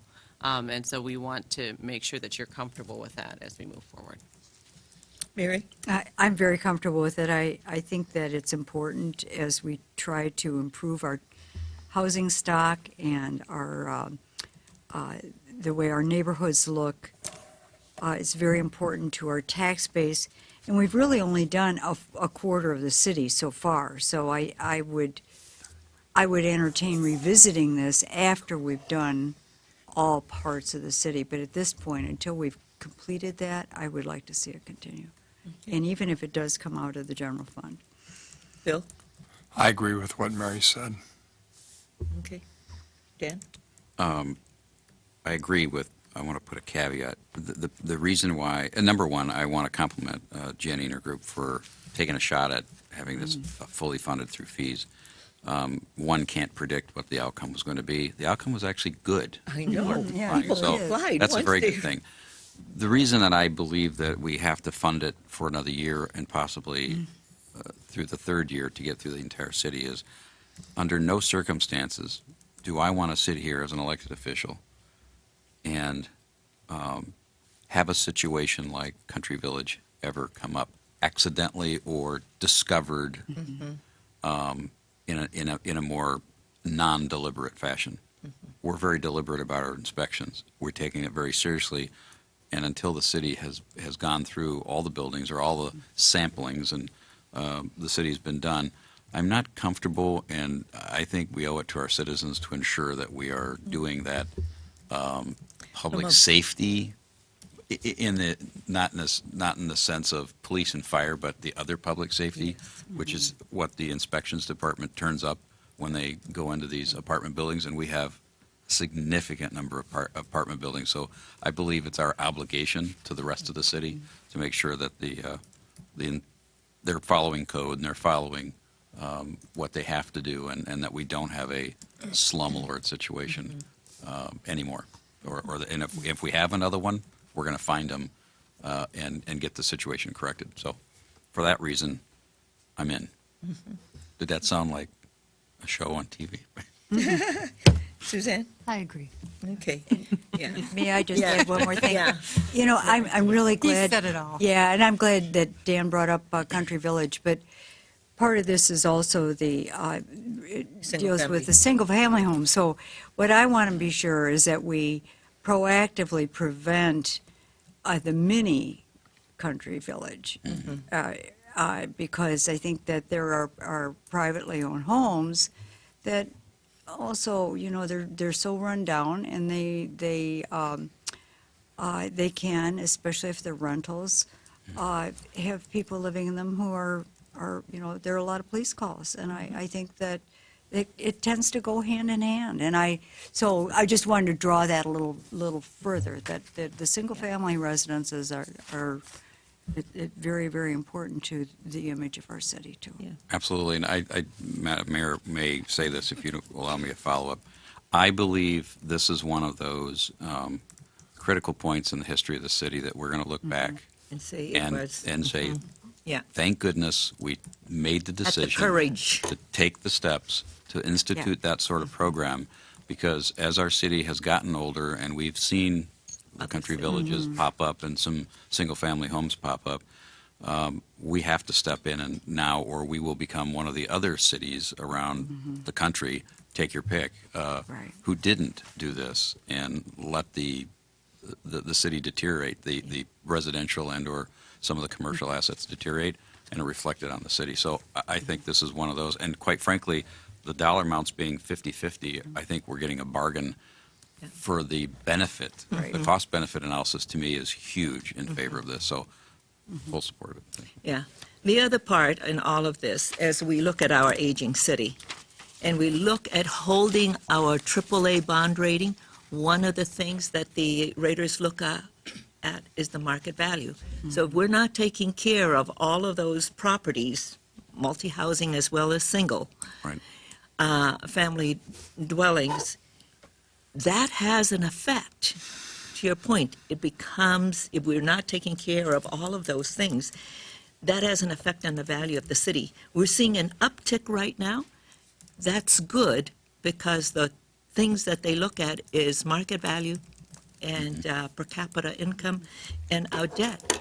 And that allows us to lower our debt also. So I think it's the right thing. We were courageous in doing it. We have some of our citizens who have written to us and say, it's the right thing to do. Just keep doing it. And I think what we need to do, it's good business for the city, and it was a courageous decision for us to make. Mary?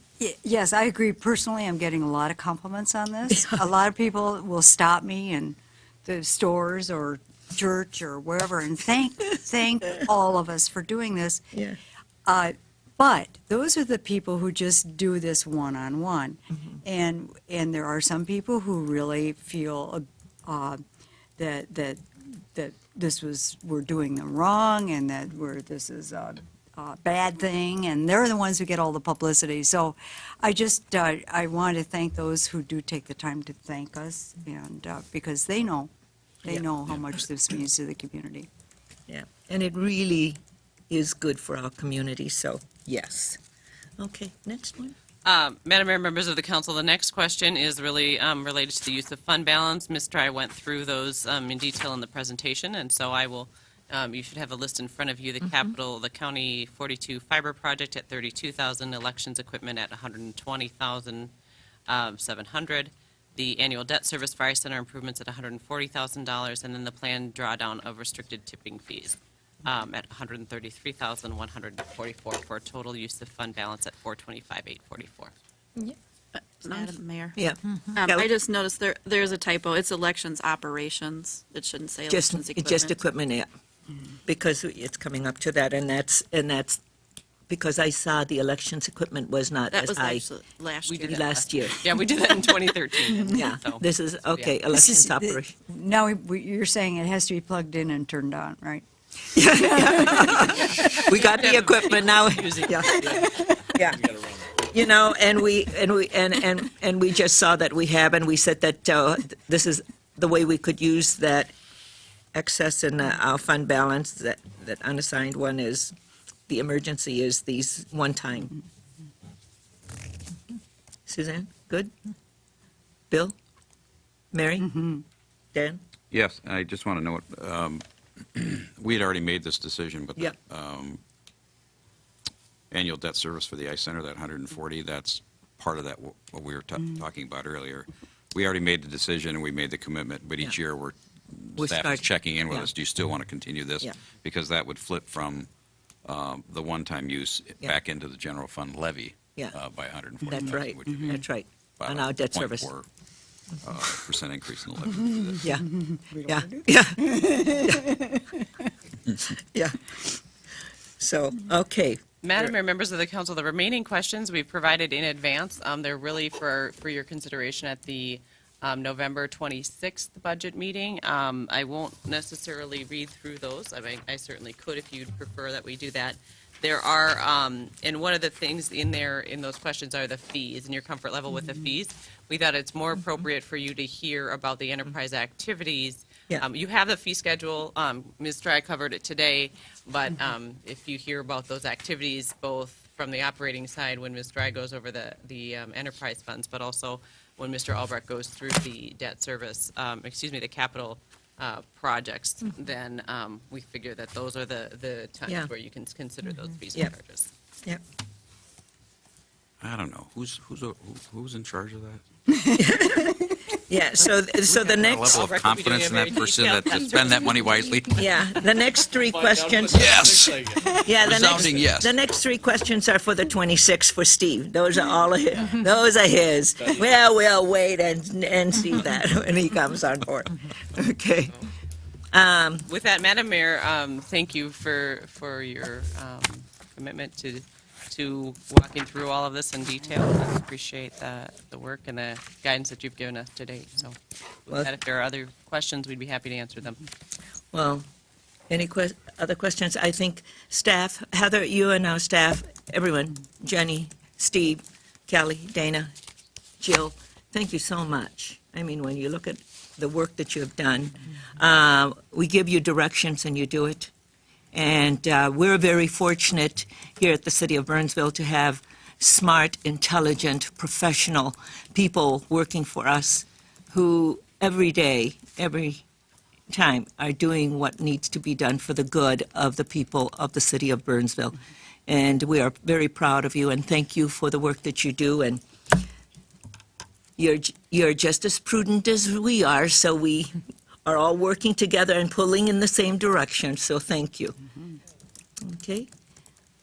And so thank you for the budget tonight. We now move on to roundtable. And so the first item on roundtable is, I received, and so Jenny is here, and a request from one of our tenants, one of our property owners, and it has to do with how we, I think it's I-1 zoning, and there, in the healthcare industry today, there are many different kinds of services.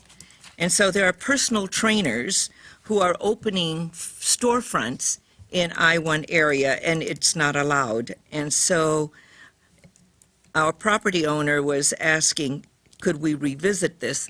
But Jenny, if you could speak to this, because it's an I-1, and it's not allowed, but it's an allowed in I-3, am I correct? That's correct, Madam Yeah, Mayor. and in B. And so, can you, and you're familiar with this, so if you can speak to it, because I saw the background that you had. And I just wanted our council to take a look at it, to hear about it, and if we need to put it on the all-day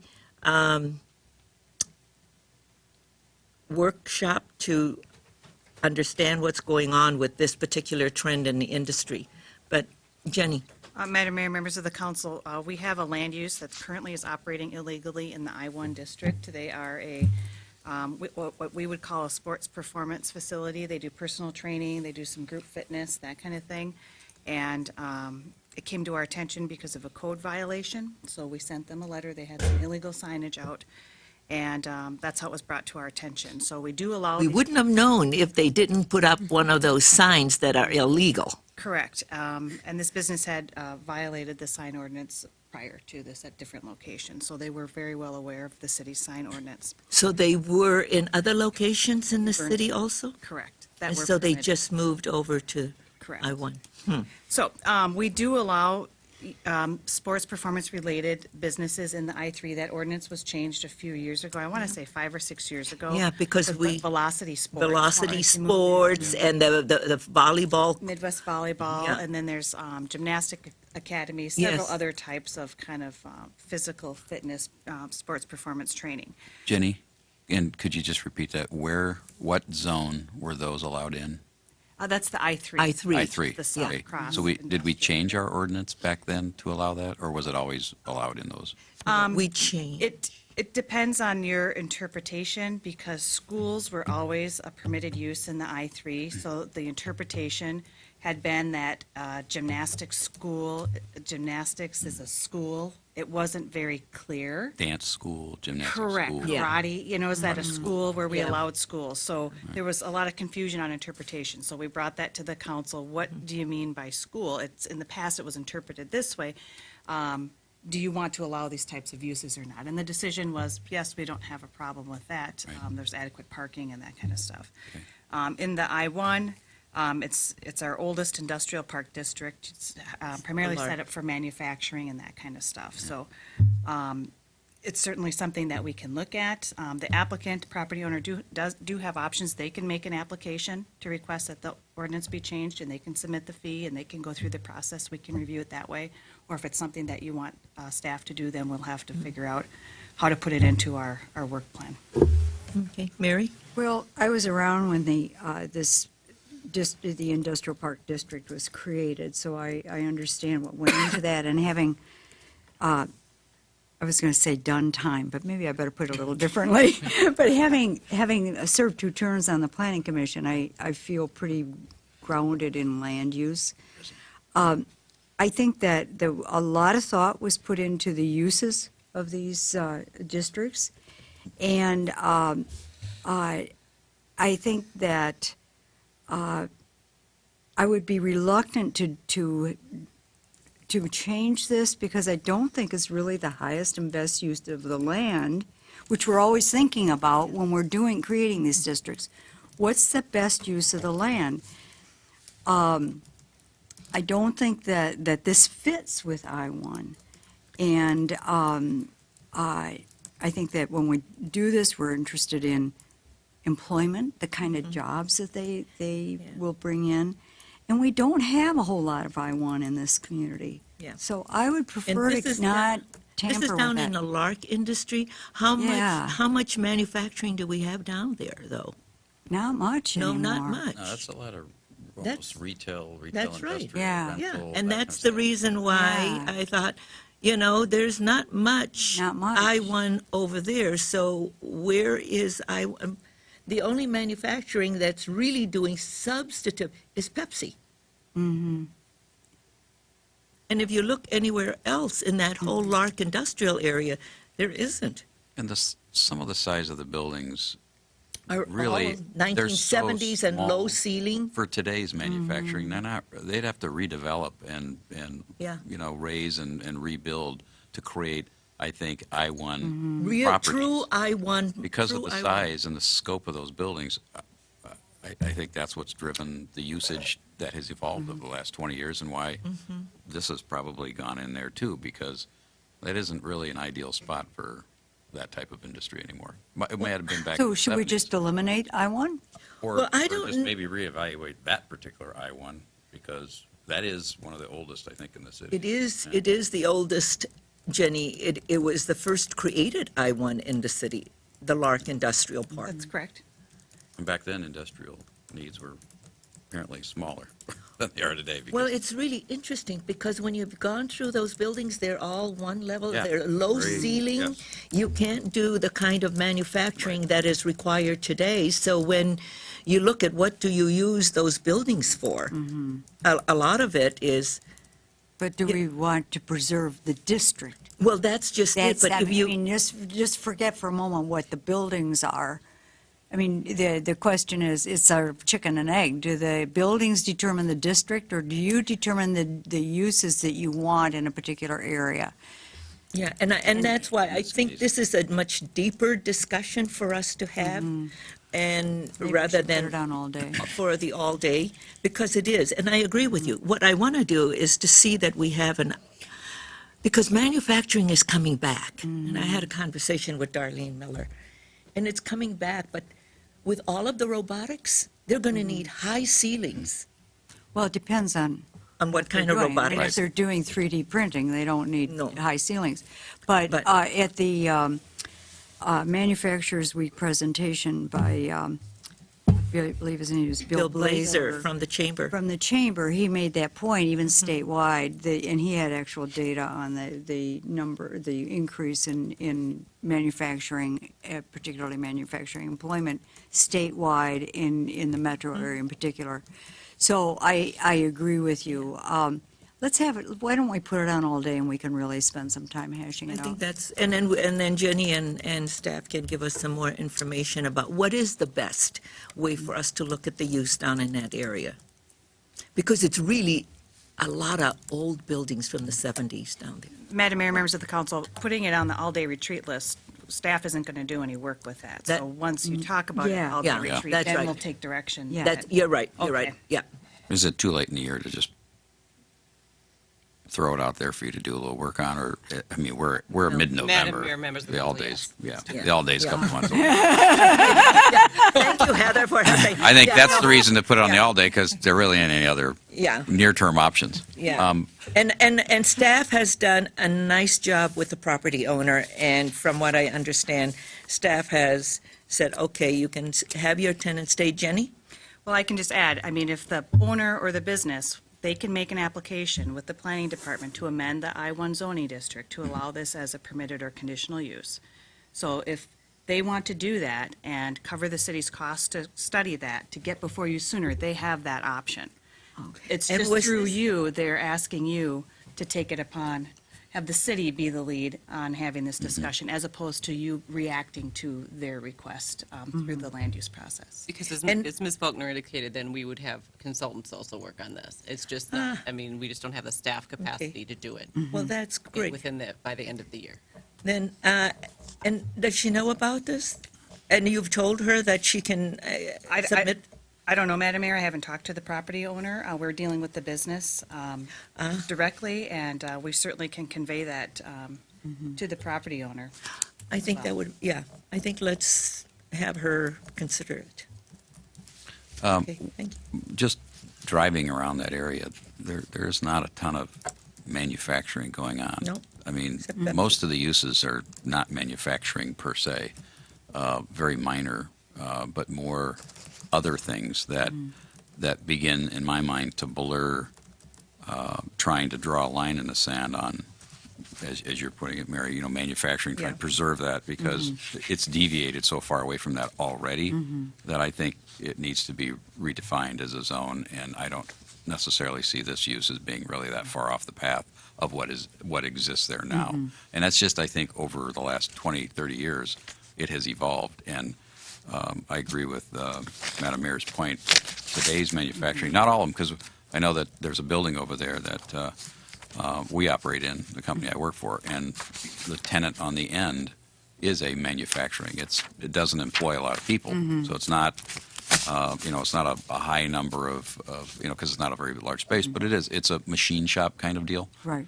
So that exists over there in Those some of pay those good wa- buildings. That pays good wage. And, yeah, it's, just a handful of people. It's not Yeah. really a very big operation, but, maybe 4 or Yeah. 5 total. But those buildings the ceiling heights are such that you Mm-hmm. can't, if you need any kind of space, it's all. Oh, yeah, It's I all hear ya. ground floor only, and any kind of, even storage, people like to go up in Yeah. storage Mm-hmm. with, a 15 to 20-foot ceiling heights at minimum, Mm-hmm. preferably close to 30, to be able to get mezzanines in and do storage and manufacturing equipment and high doors and that. Mm-hmm. And when you drive around and see those buildings, you can see why that hasn't stayed there. What might have been created and started there back Yeah, we've seen 50 some years things come and ago go there. Yeah. isn't working now, and they're going into some of the newer industrial parks. Well, So a lot- on that basis, I think we ought to take a look at Yeah. it and reevaluate that whole. Well, a lot of what was down there went down to the TIF district, to Yeah. I-3. Sure. Because when they Yeah. moved everything, even Abdallah's moved over there, and Right. And they all Yeah, have quite a really few. tall ceilings Yeah. there in those buildings.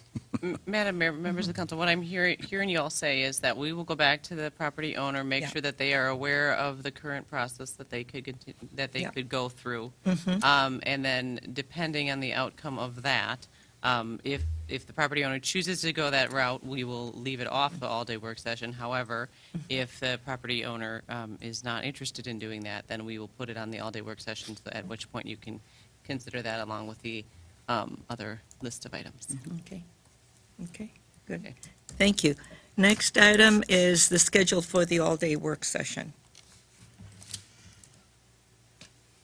Do we have a proposed date? Yes, Madam Mayor and City Council, we are looking to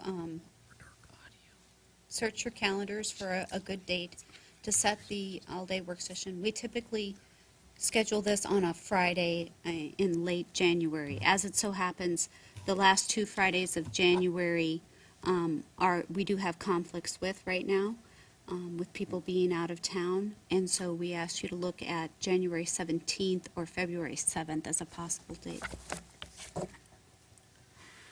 January 7th.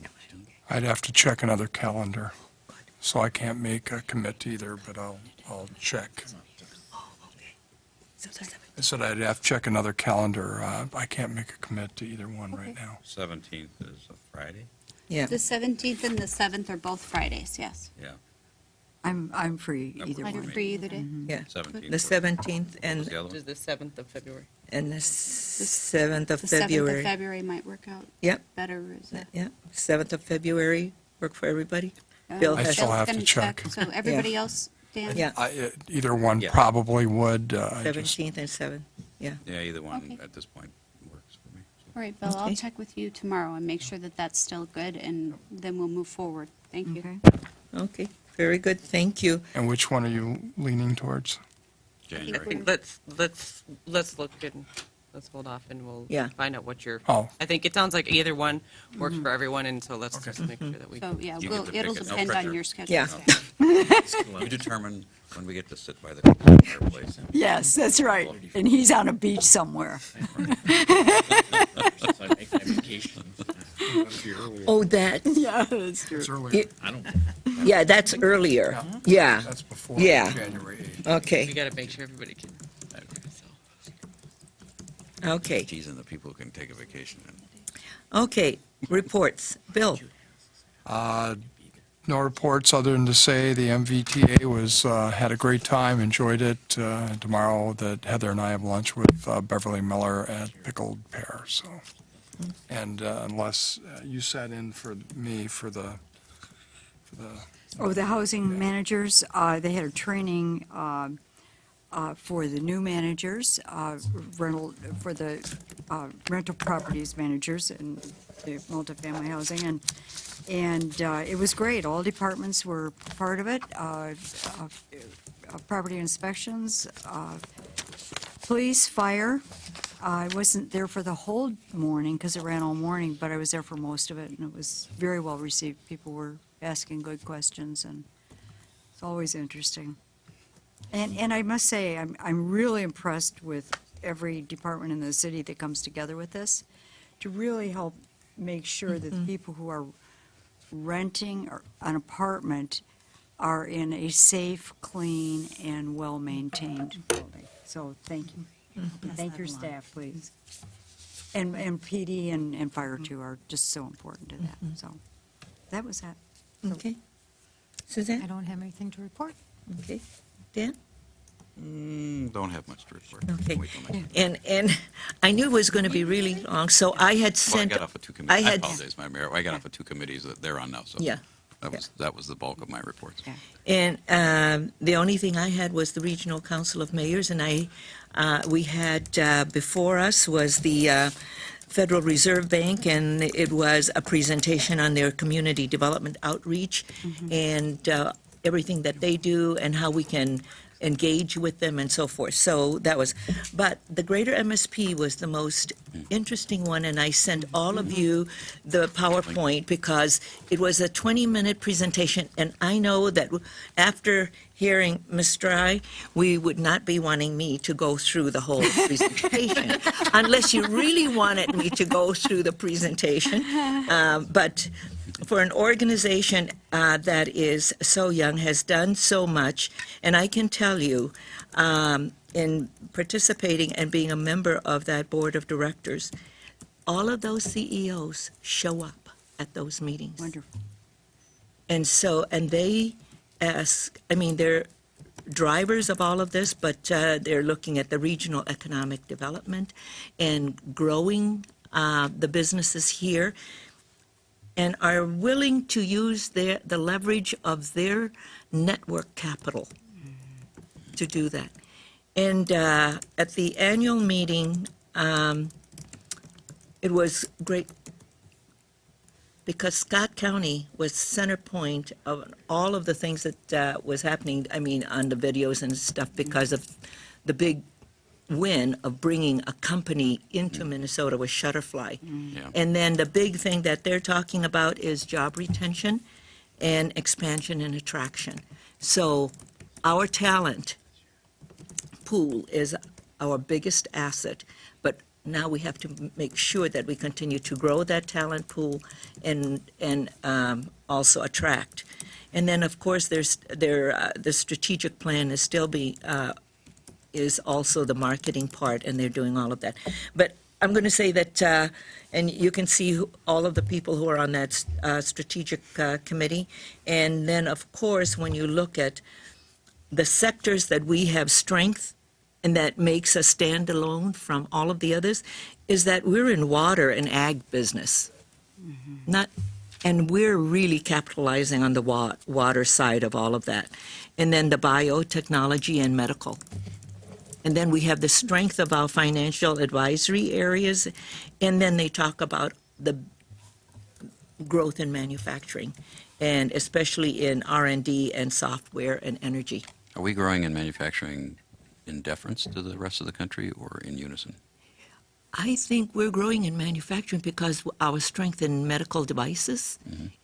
You see some downturn in some other areas, but where we're seeing an increase is in the water filtration. Toro is doing great work, and Pentair, all of those.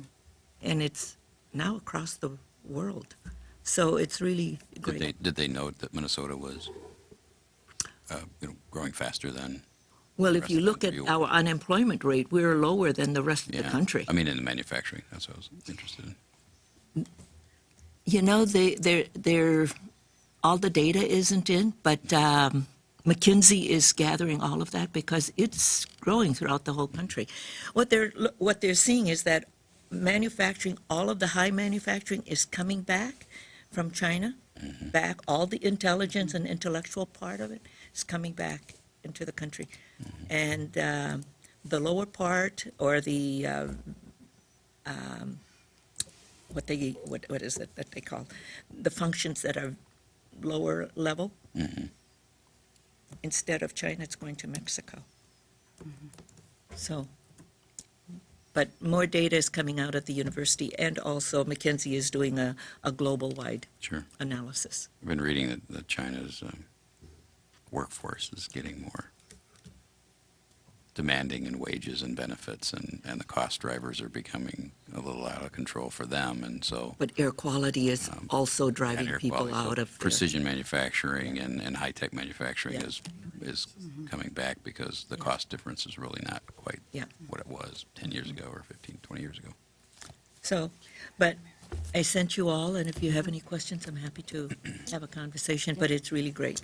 So, and And you had something else, I Mary? have something from the Burnsville Community Foundation. I'll pass this out, surprise, surprise. And this is the invitation, the announcement for the Lighting? lighting ceremony on Wednesday, November 27th at 6 PM at Nicollet Commons Park.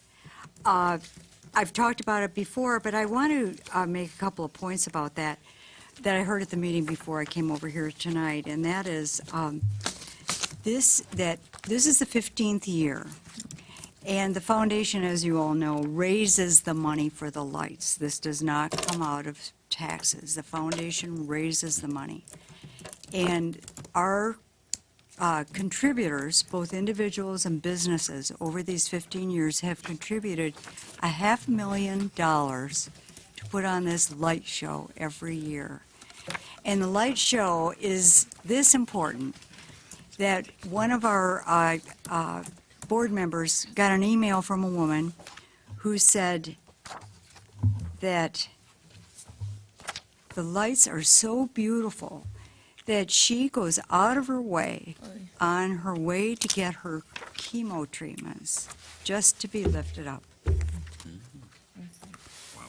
So, Well, I've had friends with young children in Eden Prairie, and they always like it when they're going to be having their hockey practices or here, especially during when the winter lights are on, because they love coming in because of the winter lights. And the Well, kids, yeah. and nature is helping make this bigger this year. Well, the trees are Because the bigger. trees have grown, and we've had to Well, they put have more to- lights on the trees. They have to So raise more everybody, money to please get come more to the lights. lighting ceremony. Everything's free. It's a lot of fun. Santa Claus will be there.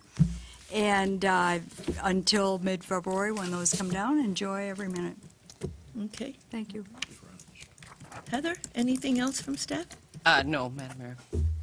Then if there's, okay, there's nothing else, we stand adjourned. Okay. Thank you, everybody.